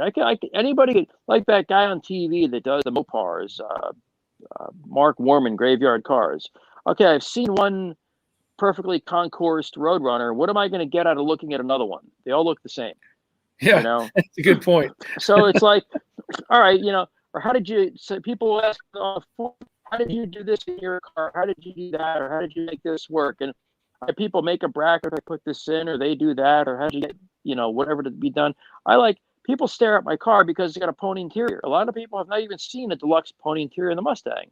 Right. This little girl, about 4 years old, looking at the car, and she says to her dad, "Daddy, look, this car has horsies on the seats." And my father opened the door. He said, "Sweetie, you want to sit in the car?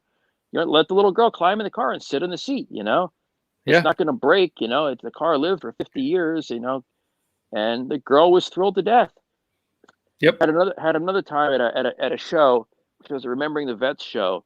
There was a guy, an older guy. I guess he was standing there looking at the car. He was just staring at it. And I walked up. He says, "I had one like this." He says, "My parents sold it when I went in the service. Never had another one like it." He said, "I had one just like this." And I looked at it and I said, "You want to take it for a ride?" And he just looked at me. He said, "No." He says, "I really appreciate the offer, but no." But he was a veteran. He served our country. He had a Mustang before he went to Vietnam, and his parents sold it. To go for a ride with him, I said, "You want to drive the car?" My father said, "You would let him drive the car?" I said, "Absolutely." Yeah. He just appreciated looking at it. He said, "Mine didn't look nothing like this." Back when he had it new. What did you know about newer parts on the car and that the electronic distributor or whatever? The stuff he was looking at was probably remembering what he had, and then looking at a time machine in the future. Yeah. But to keep the car period correct, but it's stuff that was available but optional. I had an argument with a guy in a forum that told me it's impossible to put power brakes in a 65 without modifying the shock tower. I said, "No, it's not." "Oh, you can't do it." I took a picture of my master cylinder with the booster and the unmodified shock tower. And the response I got back was, Oh, okay. Yeah. What do you tell you? I don't know what to tell you. Why am I Right. going to tell you something? But you have to prove something to somebody. Yeah. Yep. Very true. People, they don't trust other people's words, and they need to see a picture or whatever. I mean, why am I going to lie? I Yeah. have no reason to. I have no reason to lie to somebody. Because I tell people, my car's not better than yours. My car's different than yours. I don't really. I had a guy at a car show looking. There's another Mustang parked next to mine, and I mean, truthfully, my car was nicer. I had a lot more money in my car than he did. I don't say his car was worse than mine. So he looks at my car and he goes, "Huh, your spark plug wires are ran sloppy." What? That was the complaint about my car. The spark plug wires were sloppy. Yeah. I'm like, well, I don't know. How are they supposed to be run? So he had his run like, 9-foot long spark plug wires, so you can't see them. They're all tucked around under everything. I'm like, okay, how much power are you losing that extra long wire so it's not seen? Mine run shortest, Right. electricity, Shortest shortest distance. Yeah. distance is the best, Yeah. and whatever. Yep. Yeah. But But people, it's easy to find fault. I enjoy the cars. I enjoy, the cars are, for what they are. Um, I've gotten yelled at cars because people at cars. I bumped into a car, and some guy comes yelling, "Well, touching my car for." I'm sorry, I didn't see it. I bumped into it. There's a bunch of Right. people, and I move over to my right. I don't see anything on my left side, so I've often bumped into cars on my left side. Okay. But I'm cautious. I understand people. You got $15,000 in paint in your car, you're going to be cautious. The Right. lady came up to me at one point. It was a '67 Mustang and had the GT fog lights on it. And I pointed at the fog lights. I said, "Dad, this is the kind of lights I want to put on a car." This lady comes running across yelling at me. I said, "I didn't touch your car." She said, "Yes, you did." And I was like, "No, I did not touch your." She insisted I touched your car. And I'm like, "Okay, even if I did, what's really the problem? I didn't do. I mean, I was so mad at her. I felt like kicking the fender. I wasn't going to Yeah. do it. But really, you want to see? I mean, I was like, because she wouldn't let up on it. I'm like, I pointed at the the fog light, and Yeah. she was the parking lot away. Comes running across the thing, and I said, whatever. The Yeah. cars aren't going to break. They're not going to break. You touch them. I'm not. I'm very cautious. Everybody's car, looking at cars and being careful. And I've asked some people, "Hey, you mind if I asked the guy, do you mind if I, stick my head in the window of your car to get a better look at the interior? Explain my situation." Like, okay, that's no problem. They let you do it. But you have to Right. tell people what you're doing because everybody's suspect these days. Yeah. That's true. Yep. Very true. But my dream is my one thing I've accomplished. My mortgage is paid off on my house. So I want to buy another house. I want to move, relocate, and I really want a garage that I can work in. Because I'm going to do that Jeep, really having a lift is the way to go. And, somebody before was talking about a rotisserie. Rotisserie would be great. Take the frame off one of the Jeep, strip it down, put it on a rotisserie and really get in there and do what I need to do. But I need space. And whether I can accomplish that financially, I don't know yet. That's all things down the road. Yeah. If we can get out of this stupid pandemic so we can get back to a regular lifestyle and people can start talking to each other again. And Yeah. Hopefully we get there. Yeah. Hopefully we get there. Well, I think I'm gonna probably let you go. All right, it's good being here. I've got some questions popping up on the side we want to address. Sounds good. And it's been great having you here. Thanks I for mean, it having me. really I appreciate has. it. And the insight, and the things you deal with and how you deal with them, I think is fantastic to hear that. So again, I hope that other people, maybe they'll, hear about this or, just get some understanding and maybe get involved if they can, with doing some of this car stuff. When I get the car back, come on a stream maybe in the afternoon, and then I can show you a good look of the car. That would be nice. Once it's back and looking all nice and pretty again, it doesn't look like Pac-Man on the back end. Yeah, that would be nice. Sad. And another interesting story for people: the accident happened where a car hit the tree on October 2nd. The insurance expired October 3rd, so I got lucky there. And I did have another experience real quick. I'll tell you when I get on things. But in March, I had an engine bay fire. I started the car up. walked up to the front of the garage to open the door, and there's flames underneath the hood of my car. I don't know what caused it. The fuel filter, I think, was leaked, but I'm looking under. I'm standing there looking at flames under the car, which I could see just fine. I'm like, what do I do? Right. I know. And my girlfriend does. We'll call 911. I said, by the time they get here, the car is going to be engulfed in flames. Yeah. I grabbed. There was a piece of cardboard on the car, which was in flames. The garage door was halfway up. I'm running out of the garage with a piece of cardboard in flames in my hands, through the underneath the garage door, grabbed the fire extinguisher, put the fire out, and just sitting there panicked. But if I had let the car go, waiting, for the police to get here and fire department, it would have been gone, and the house along with it. But so that caused damage. And when I called the insurance company, I said, "Oh, by the way, there's this other claim. The car caught on fire in March. Can I claim that too?" So the other fire damage is going to get fixed also with this insurance claim. So, Good. That's a good thing. We'll get it back on the road again, and we'll give everybody a look at it and see what I've been working towards. All right. That sounds great. Okay. Well, you have a good night. I'm going to go back to answering other questions, and I know you're going to be listening. So I'll be if here. I have something pops up, I will mention it, for you. And Sure, then we'll go from there. Okay.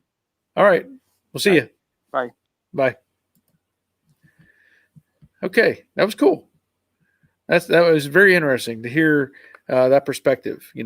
Like I said, we all kind of have our box that we want to put somebody in because of what we feel is their limitation. Now, does he see things the same way? No.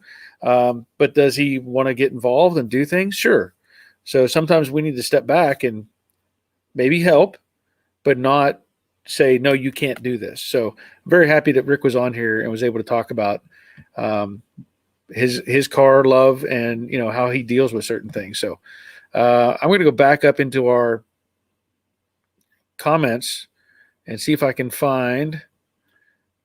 I posted a link for the Shelby stripes. I did see that. So you did. Robert did post a link for the Shelby stripes, but I had somebody asking a question that I wanted to get to.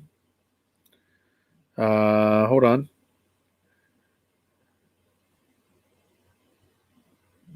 Okay, so Rick Stevenson doesn't have room for a rotisserie. He was thinking about a tip jig, and I've thought about making one of those as well. So I may consider doing that at some point. Essentially, what I was planning on doing a tip jig as well, but my rotisserie is not that I wanted to build is not quite what you normally see.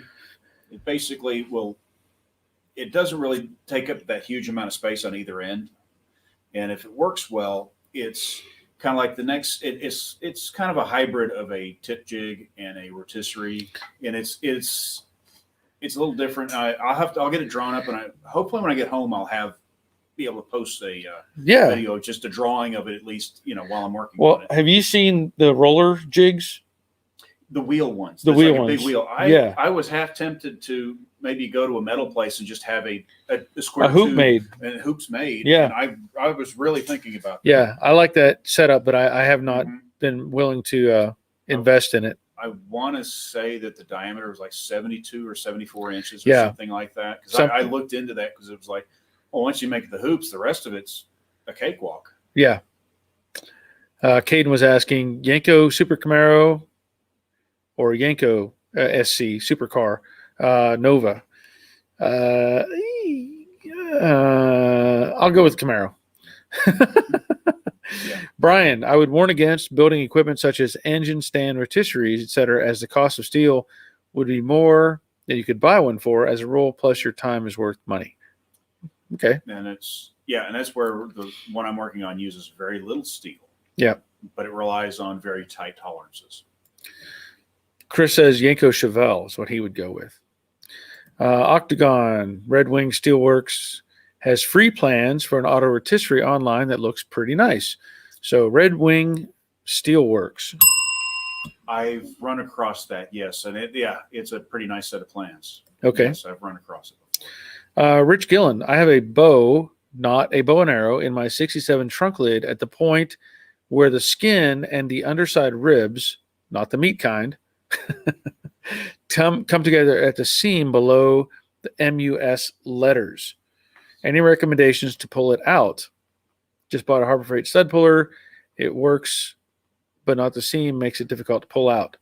I think he's talking at that the little where the angle is. Yeah. You're going to have a hard time getting that out perfect. Well, I'm hoping he's not, when he says, I'm hoping he's not talking about the bow in the deck lid, the natural bow that's built into that. Yes, that's true. Yeah. So, Rich, just so you know, these deck lids have an actual curve. If you look eyeball down the lip that meets the tail panel, it should have a curve.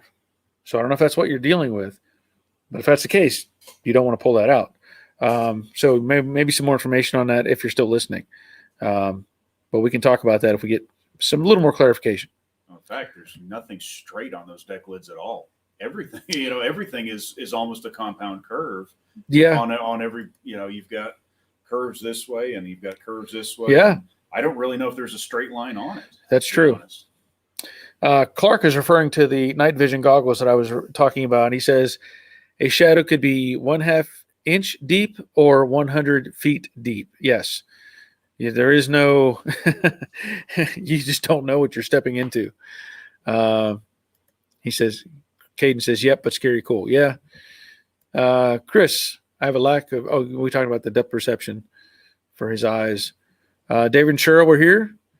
Had to get David early to get ahead of the bad weather. So I'm glad they were here. Let's see. Don Thompson checking in. Nick Moss. It says hello. I know I said Moss. Sorry.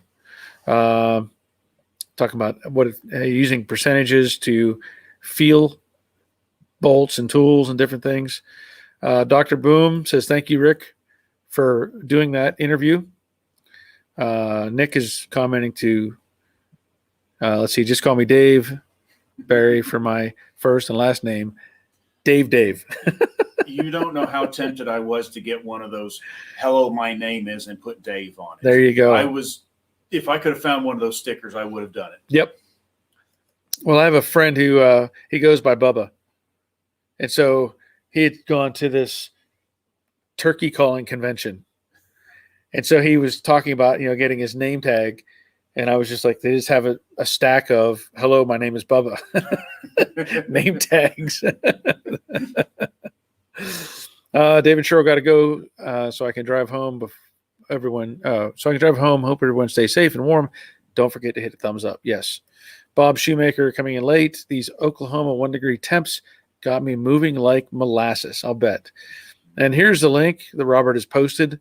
I don't know if it shows up as a true hyperlink. You have to highlight it. So you may have to copy and paste that if you're looking for stripe dimensions. There's quite a bit of information for concourse cars on that website. Okay.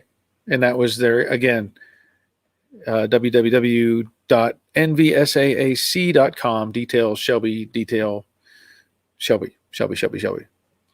Nick says, same here, Bob. I walked out on my front porch this morning and I felt my facial hair freeze instantly.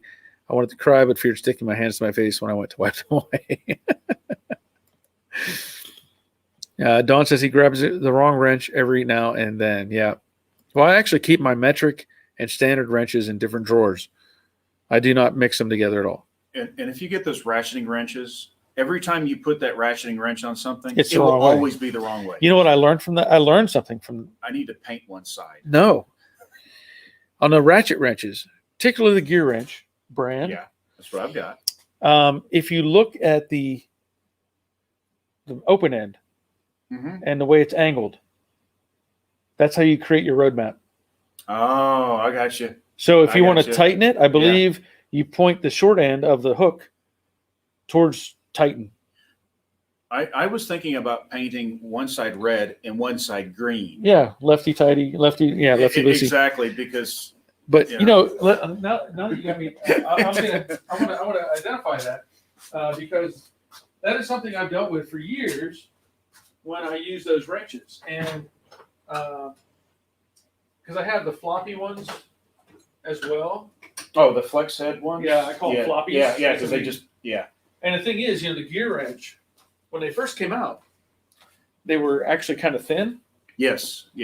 But then they went to this big, fat, Mm-hmm. meaty end. This big, huge, fat, gets in the way of things. Doesn't fit in anywhere.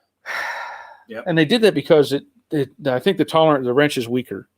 So they beefed this up so that it would hang on more. But as I was saying, if you look at that wrench, you got like a bird mouth. This way, I haven't tried it.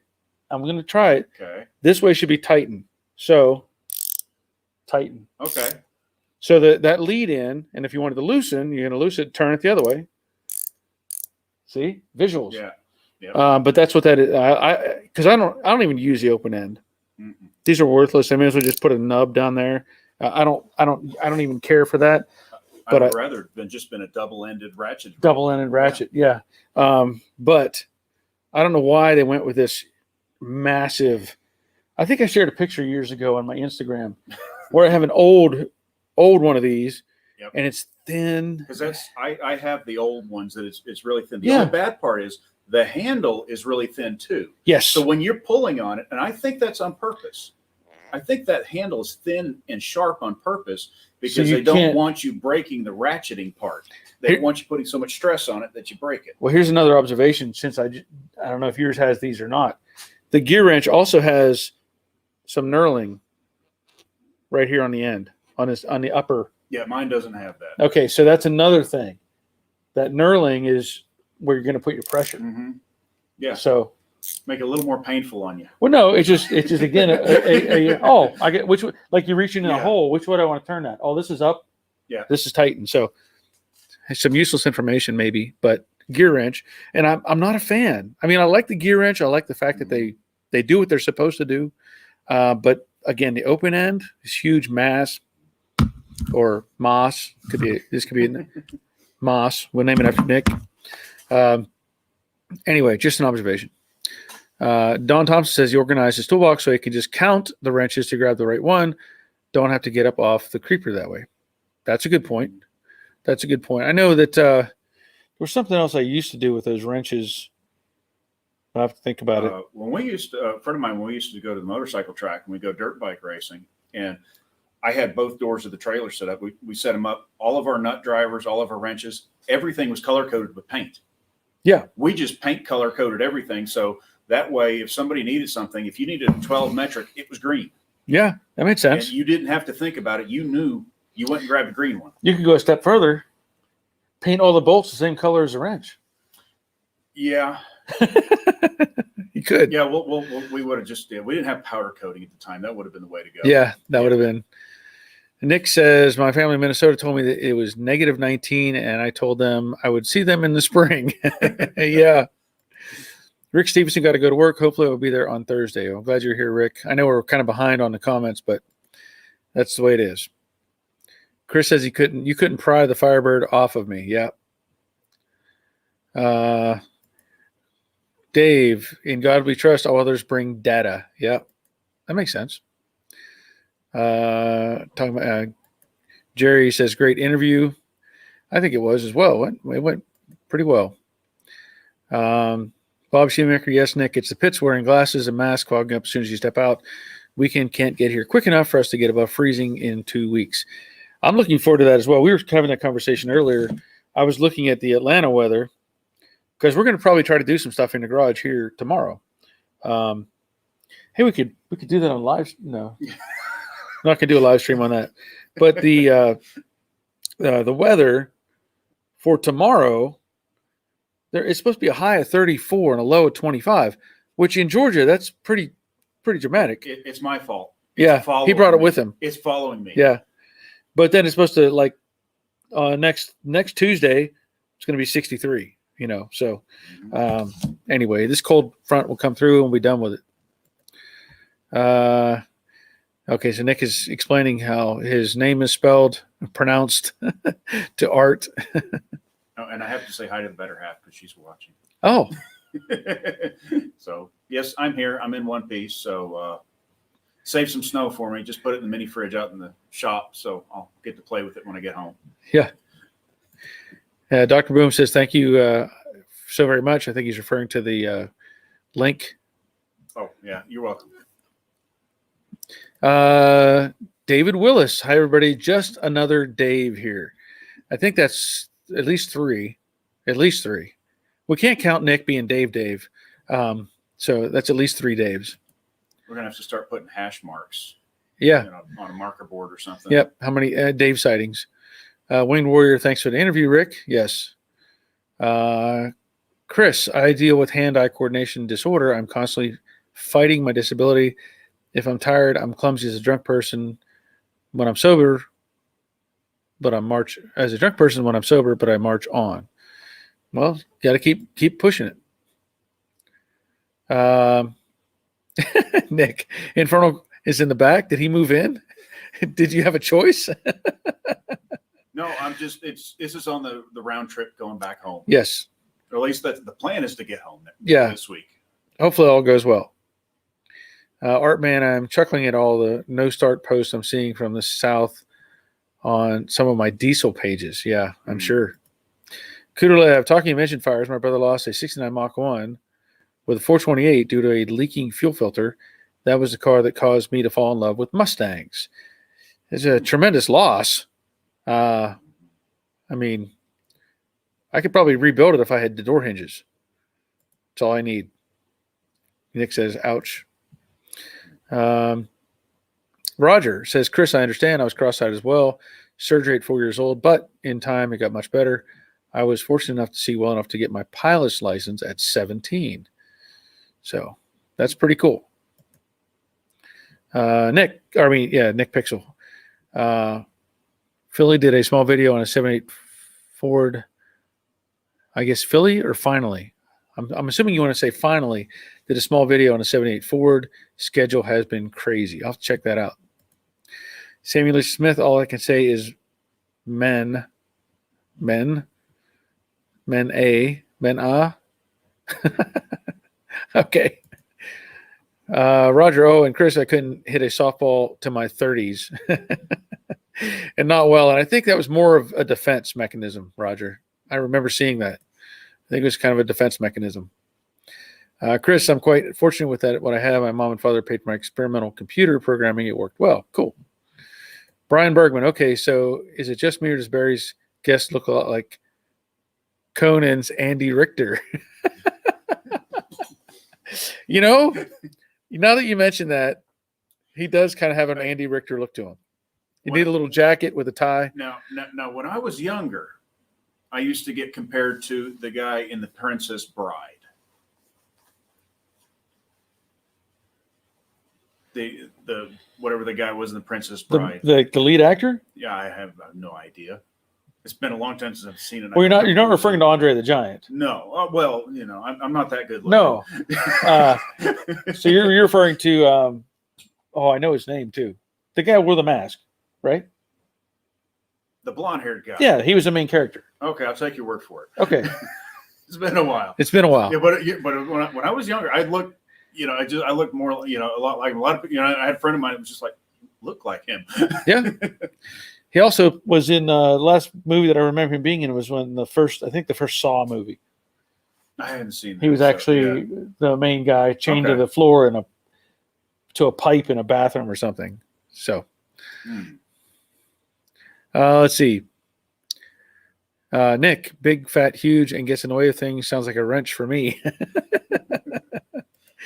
Caden, time to put on 9 blankets. Yeah. Nick, oh man, you're going to love that comment just above this, calling me Fatberry. You're right, though. No, that's not what I'm saying. Samuel Lee Smith, let's all just build classic cars. Yes, I'm with you 100% on that. Cooter, Barry, it made me laugh. See you do the small or cluttered garage sidestep as you went past your right rear quarter. Many of us know that trick. Yeah, in fact, the shuffle I did on that side, there's 2 engines over there. There's a 351 Windsor and then Robert's 383 stroker engine that he hasn't loaded on his trailer yet. There's a hood in the way right now. Yeah, there's a hood in the way. But yeah, do that sidestep shuffle to get around things. And part of that was I did actually move the Mustang more to that side of the shop, Mhm. so I had some space over here. But it has been nice having it more in the center to get around it. So Now Barry's just saying I'm really fat and I take up a lot of room between him and the Mustang. Wayne Warrior Kudulev, I agree 100%. So he's talking about the laugh. Yeah. We've been in Sub-Zero for maybe about two and a half weeks. Ooh, yeah. Chris, I have a big dream collection. How do you get the otter? How do you get the otter cars cheaper? I don't know if the word is otter or older. I don't have a good answer for that anymore. The price of cars is going to continue going up. Okay. Caden Winkle saying, Nick, so it's Moss like Haas? Okay. Let me see. Rick, my fuel filter was the cost. My engine bay fire should have replaced the glass filters as a maintenance item. Yes. Yes. I do not like glass filters at all. No. Chris, Barry, Mach 1 or Shelby Mustang. Now I'm testing your roots. I'm going to, well, I'm always going to go with a Mach 1, just because. But it doesn't mean you can't, have a Shelby Mach 1. You could put the two together and have your own variation. Nick, Andy Richter, and Tom Hanks. Yeah. Art Man saying inconceivable. No, I don't think he's talking about that guy. He's not talking about that guy. He's talking about Wesley. Yes, Wesley in The Princess Bride. That's what he's talking about. Let's see. Caden, he says, yeah. And then Wesley in Princess Bride. Yes. Carrie. Yeah, I don't know how to say that right. The actor from Princess Bride. Carrie Ells. I don't That's know. a weird name to say. I think that was the guy's name. That's the actual guy's name. Carrie Ells. That's his name. And Chris says you only know the character's name. Greg Workshop is checking in. Glad you're here, Greg. Checking in from Australia. Ah, man, I don't know what time it is there, but it must be, I'm guessing, early. I'm guessing. I don't know. I can never do the time. It's got to be dark 30 there. Yeah, one way or the other. It's dark, right? Maybe. I don't know what the timeline is. Anyway. Well, as I said, Robert and I are going to do some work on Jade tomorrow. I think we're going to try to get the maybe do some work on video number.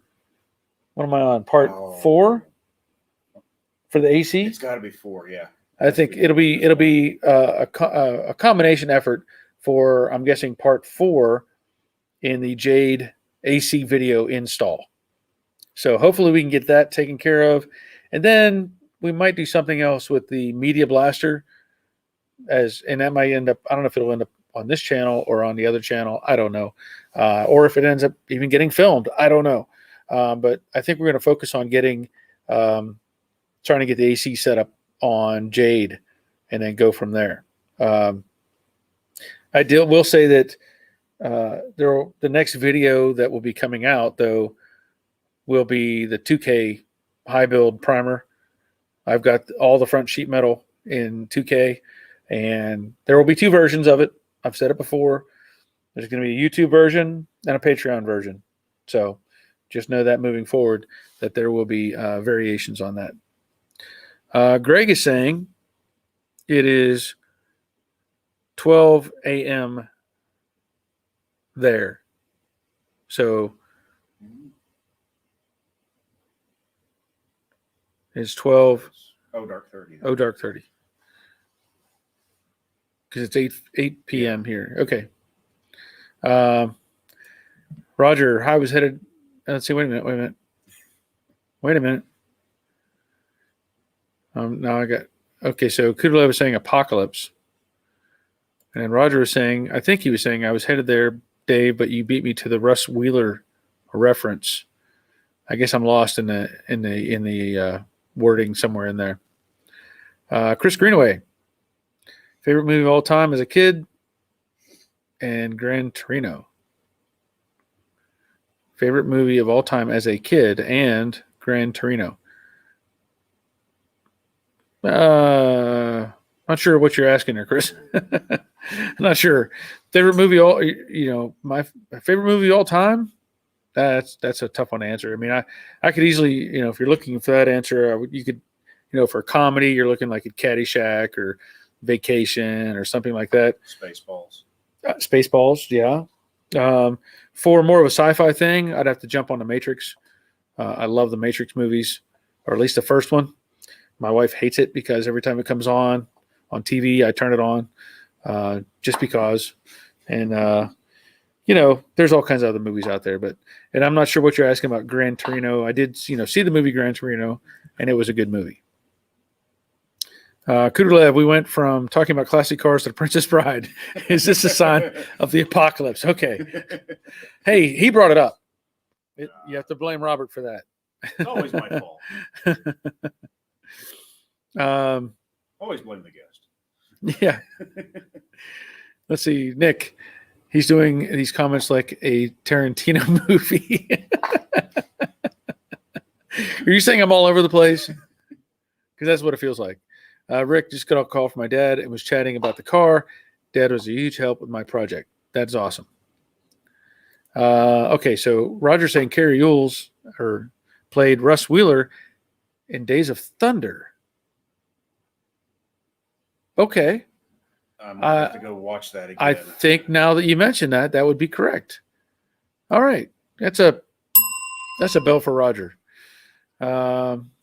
Okay. So Chris is saying Princess Bride was my favorite movie as a kid, and Gran Torino, I still watch them to this day with Goodfellas. Okay. I get that. Nick Moss. Spaceballs is probably top 3 for me, surrounded by. Well, it depends if it's a TV version or the movie version, what that word is. Oh. I don't know if I've seen anything but the TV version. So the movie version is, we're a little more off the end there. We're not going to be using that word on here. Okay. Okay. Winged Warrior, favorite movie of all time is Escanaba in the Moonlight. I don't know what that is. Sounds interesting. Roger, it's actually a bell for Dave Conville too. You missed his comment. Okay. He that gets him in on the Dave thing too. I guess I did miss it. Sometimes it's hard to keep up. And I did make it to NPD on Saturday. They have it's just a counter service there. People there extremely friendly, very friendly, very quick. I was in and out in 10 minutes. Okay, so that's the NPD in where? In Charlotte. In Charlotte. It's the one in Charlotte. Okay, so he was saying earlier that it's more like a warehouse there. It's more like a desk with a warehouse behind it, whereas the one in Florida. The one in Florida has a showroom and cars and other stuff to look at. Okay. But the one in Charlotte is basically you go in the door and there's 2 counters and that's it. It's like a supply house kind of thing. Okay. But very, very friendly people and very quick. David Willis, thank you everybody for being here this evening. Y'all are great. Well, glad you're here, David. I'll go with David. So that takes that falls in the Dave category, but I'm not sure what number Dave you are.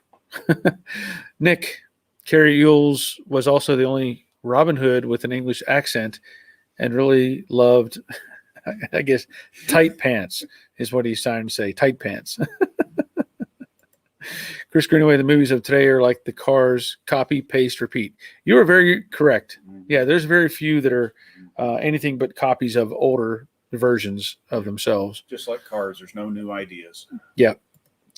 Okay, so Dave is saying it's a hunting movie in the UP. What's UP? Upper Peninsula. Upper Peninsula, Michigan. Okay. See, I don't know all these terms. My dad's from Detroit, so. Oh, that helps. Movie talk. What about cars? Yeah, well, we got distracted. We got distracted. I only got a few brain cells.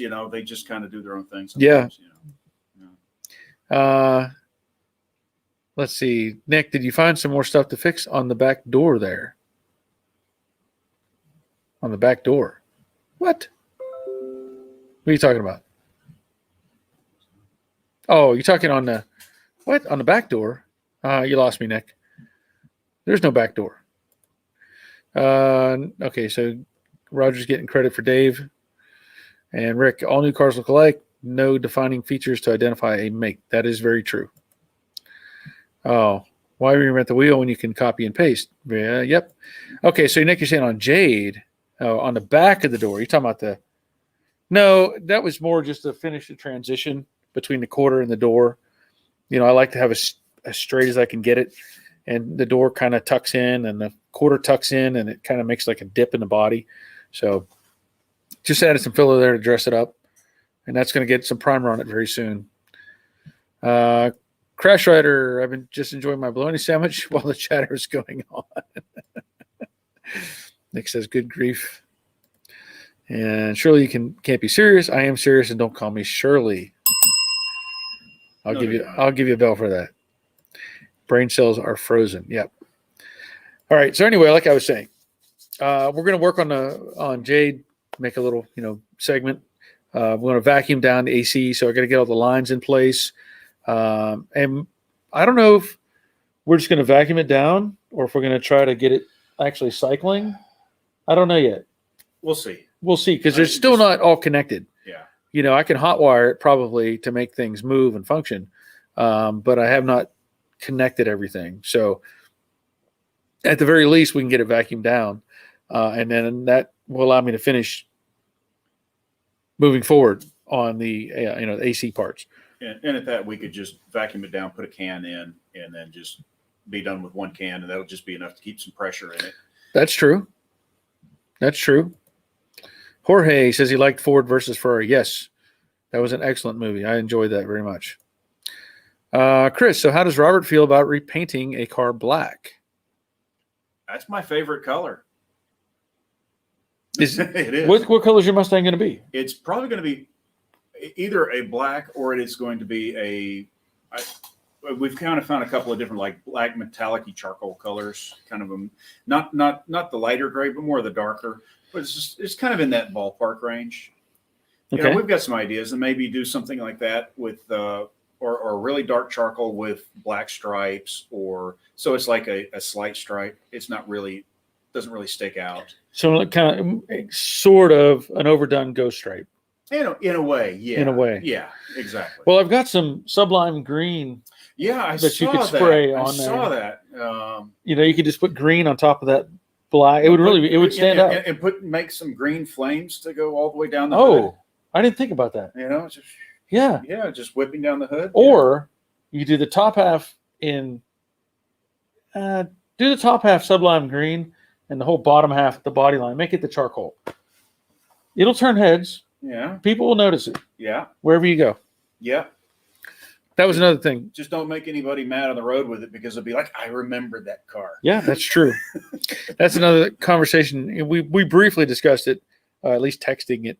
I'm looking at the idea, and maybe not. I don't know, because I have, I've done the custom valance on the car, and I've thought about adding, the green halo lights for the headlights, because the car is going to be green, Gulfstream Aqua. But I thought about adding the halo lights. I think that looks pretty cool. Some people may not like it, but I'm not building a concourse restoration type car. So, and that's the way mine is as well. It's just build what you like. Yeah, it's your car. Yeah. Rick is saying, how many people collect the Franklin Mint Mustang models? I think we have all of them. I don't have any from Franklin Mint. I do have some variations of other kind, but those are really nice models. Nick says he just watched Ford versus Ferrari. It was amazing. Did you watch it while we were on the stream? Because we weren't here that long. Rich, still here. Enjoyed the conversation with your guest. Thanks for the reminder about the contour along the entire length of the trunk lid. But instead of saying bow, I should have said dent. Okay, so when we're talking about the dent, let's see what he's saying. But the seam or lip is pretty strong and difficult to pull. Looking for a leverage tool to pull back in line with the rest of the trunk lip. Okay. Let me give you some ideas, because you're using a slide hammer or something like that on a nail head. A lot of times those will fail or break off or pull a hole. Yeah. Now this may take a little more thought, but at the body shop, I used to take tabs of steel. It could be 16 gauge, whatever, types of steel. And I would weld that into the recessed area, wherever it was, grab onto it. I have a pair of vice grips that I turn into a slide hammer, but a couple ways you could do it. You could do it with the vice grip style slide hammer, grab onto it and slam that thing hard. Or you could do it. Some of my body shop tools had a clamp that had an eye bolt on it. So you could like clamp it onto that metal, then put a hook in it, slide on that. Or you could do the same thing with, and again, this may be extreme in some sense, like a come along. If you had an area that took more force, and you could weld in a piece that would stay in there, attach, come along to a post or a bumper or something that you could pull on and gently rotate, maybe not lock it, maybe just use the cabling action, on a come along and get it to pull it out. So there's variables involved. But those are some of the ideas that I've used. And it's like on one of my rockers, I've got a dent on the side of it to take out. And those rockers are a heavy piece of steel, and it's a curve going out. And when it's bent in, it takes quite a bit of force to pop it out. Yep. And my slide hammer has an adapter that has, the old style where you have a threaded bolt that you thread in. Well, I took that out. I put a 1/4-20 bolt in place of that, and I can just weld a nut onto the panel where I need it, and then twist it in there, and then tap it off. And that gives you kind of a big area that you can get a couple tack welds on the edges around that nut. That's true. And give you a little more meat. And it just depends on what tool you've got. Yeah. Yeah, because all the tools have different attachments on them. Yep. Let's see. Kuderlev says, "Good night, all. Got to get into the house, turn on all the faucets. Good idea. Get that drip going so you don't freeze." Speaking of which, if she's watching, go check all the sinks and make sure everything runs. Okay. So Art, if you vacuum and it holds, I don't see why you couldn't charge it. Yes. The only difficulty is I don't have all the wiring done. So I don't have anything to kick the compressor on, because it's got a clutch built in. You have to activate the clutch, cycle it through, and all that sort of thing. So we're going to look into that. Yeah, we would have to either hot wire the clutch, or the other thing is we can just dump a little bit of refrigerant in it. We can dump some in it, and that way you've got pressure on the system instead of vacuum is not good for a long-term period on the seals. They don't like to be under vacuum for a long time, especially the seal on the crank shaft of the compressor.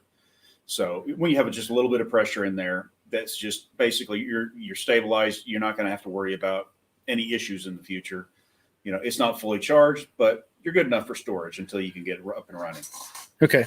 Yeah, that's a good point. Chris, Ford versus Ferrari, good movie. Mopar guys keep toting that Richard Petty kept beating Ford. Ford is the only one to beat the big three. Only one of the big three that beat Ferrari. That is true. Brian, seems a comment of mine was removed, but be assured it was a joke about a line from Princess Bride. Okay. I'm not sure what that line was or what the comment was or why it was removed, but sorry about that. If it's, as long as it's, within reason, we're okay with it. Nick, hey, those rear grills for the tail panel on 67.8, do you have any tips on installing those? I think they need extra mounting. I want to get one and make it the same color as my wheels. Rear grills for the tail panel. Rear grills for the tail panel. I think he's talking about the tail light, the chrome tail light things that go over the light lenses, maybe. I don't know. That's the only thing that comes to mind right now. I'm not sure what you're asking, Nick. Sorry. Just to add more bronze accents. Oh, okay. And I like those. So you're talking about the actual chrome pieces that are attached that cover up the lens, so like it goes into there's the series of holes that it bolts on. Is that what you're referring to? I guess you're saying grills, though. Aluminum. I'm not sure what we're asking. Sorry. Wayne Warrior, quiz time. How many coupes were built into Shelbys, and what were they used for? How many coupes were built into Shelbys? You're talking about like the what was the red one Oh, and the green one? The Green Hornet, yeah. and the red one I was did not like the green for the Green Hornet. no, and the red one was. That's the one they found out in that junkyard somewhere. That wasn't too long ago, was Wasn't too long ago. Yeah. I don't know how many were built, but they were more test mules just to see what would work and what wouldn't work. So, from what I remember, VW Insanity, is black truly a color? No, it's the absence of color, and white is all colors combined. Yet more useless information. I thought black would be all colors combined because Well, you. white light, you put a prism in it, and it splits it off into the spectrum of colors. Okay. Again, told you I'm full of useless information. Well, Art Man, I kind of like the halo lights too, but my cool friends make fun of me for it. Well, I only have so many friends, and I'm not too worried about their opinion. I just was asking what everybody else thought. What if you tied the halo lights into the turn signals or something? Yeah, But it's the wrong color. I don't want to do that. No. Yeah. If it was it looks almost like a new car then. Let's see. Chris says he might add sequential taillights on his Formula shortly. I don't know. Did those even come with sequential lights? I thought that was just a Mustang thing. Nick, you don't know how fast I can watch things, Barry. A lesser man couldn't watch it as fast. In a technical sense, black and white are not colors. They're shades. Okay. Is a 68 Bullet Mustang copy in your future projects? No, I can't say that that's on the agenda that I have. Caden, you vote GT40 or Shelby GT500? I'm going to go GT40 just because. Jorge, think of getting a newer Ford F-150 V8 for towing cars? Yes or no? It'll do it. Yeah, nothing wrong with that. Just good luck trying to get one these days. Yeah. Chris, what motor did a 68 Cougar have, but the 68 Mustang didn't have? Ooh. That's a good question. I'm not sure on that. I don't know. Rick, Ed China on Wheeler Dealer showed a body tool for fixing metal like that. I don't remember what it was called, though. Yeah. Dave Britton checking in. Glad you're here. Cooter, I think the answer is 2. They recently found Little Red. That was the other, Little Red. Yeah. Green Hornet and Little Red. Rick, that's good info on why not to keep an AC system under vacuum. I learned something new. Thanks. Cool.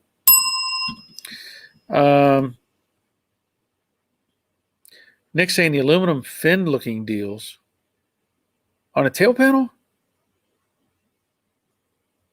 Why am I forgetting this back there? I'm not sure. I mean, my only thought is the 67 fins that go in the quarter, but the 67, 68. Are you talking about a different type of taillight, Nick? You're confusing me.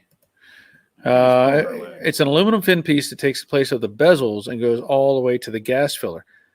Okay. So you're talking about like an aftermarket or a modification similar to a Shelby design. Yeah.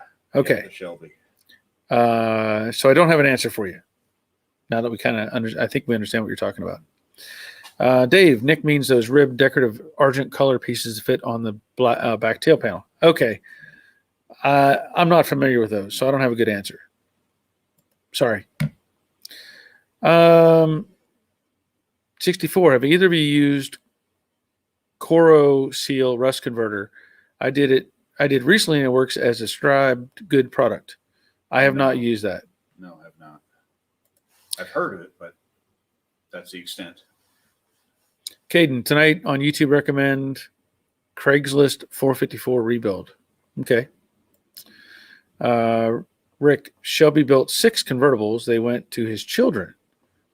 That's an interesting bit of knowledge. Nick, yeah, Dave. Thanks from Dave. Dave. Other Dave. Dave. The red Shelby Coupe is Little Red, owned by Craig Jackson. So Chris is saying sequential taillight aftermarket kit. Yes.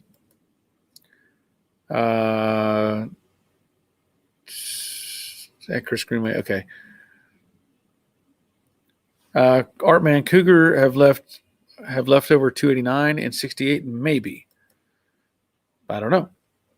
Chris says the Cougar in 68 had the 427 side oiler. The Mustang for 68 had the 428 Cobra Jet. Ford Mustang could have a 427, but it was only had an option for 4 weeks in December of 67. Interesting. Caden, whoa, holy crap. Accidentally turned the speed down to 1/4 of the speed 4 times. Bet. Okay, Brian, wrap your head around this. Nothing in the universe has a color. It's the light reflected that we see. All color is in the light has made everything is shades of gray. Yes. And as we discussed last live stream, that we can't imagine a new color. You just can't. It's impossible. Can't do it. Go ahead, try it. Go ahead, and then describe it to me. All right, we're gonna call it a night. We're 2 hours into this. It's been a good time. I know we talked some cars. We talked to Rick, and that was a fantastic experience to talk to him about what he's done with what we would normally say is a disability. So I'm glad he's continuing to work on cars and do his things. I think it's pretty awesome. So, but I'll be back Thursday afternoon at 3 p.m.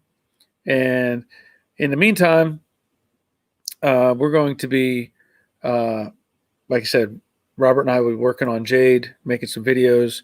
Let me get a quick. I'll put up a quick picture because we did the live stream, or I did the viewers project. With Dawn, and as I mentioned in that, he sent me a lot of information, and so I had to, I felt like we should just break it down into shorter segments. So he has sent me a picture of Betsy because a lot of people were like, he talked about his car, but we never saw the car. So here is a shot of Dawn's Mustang. That's a great picture too. So there will be at least part 2 to the Betsy, if not 3, because I still have, a good bit of material. We'll see what works out for that. But thank you, Dawn, for sharing that. Okay. Yep. We're going to call it a night. Don't forget to hit the thumbs up and look forward to doing the next one. And like I said, there will be video coming out, should be coming out on Friday about the high build primer. And then, of course, the longer version will be on Patreon. So thanks for being here. And until next time, take care of yourselves. See ya.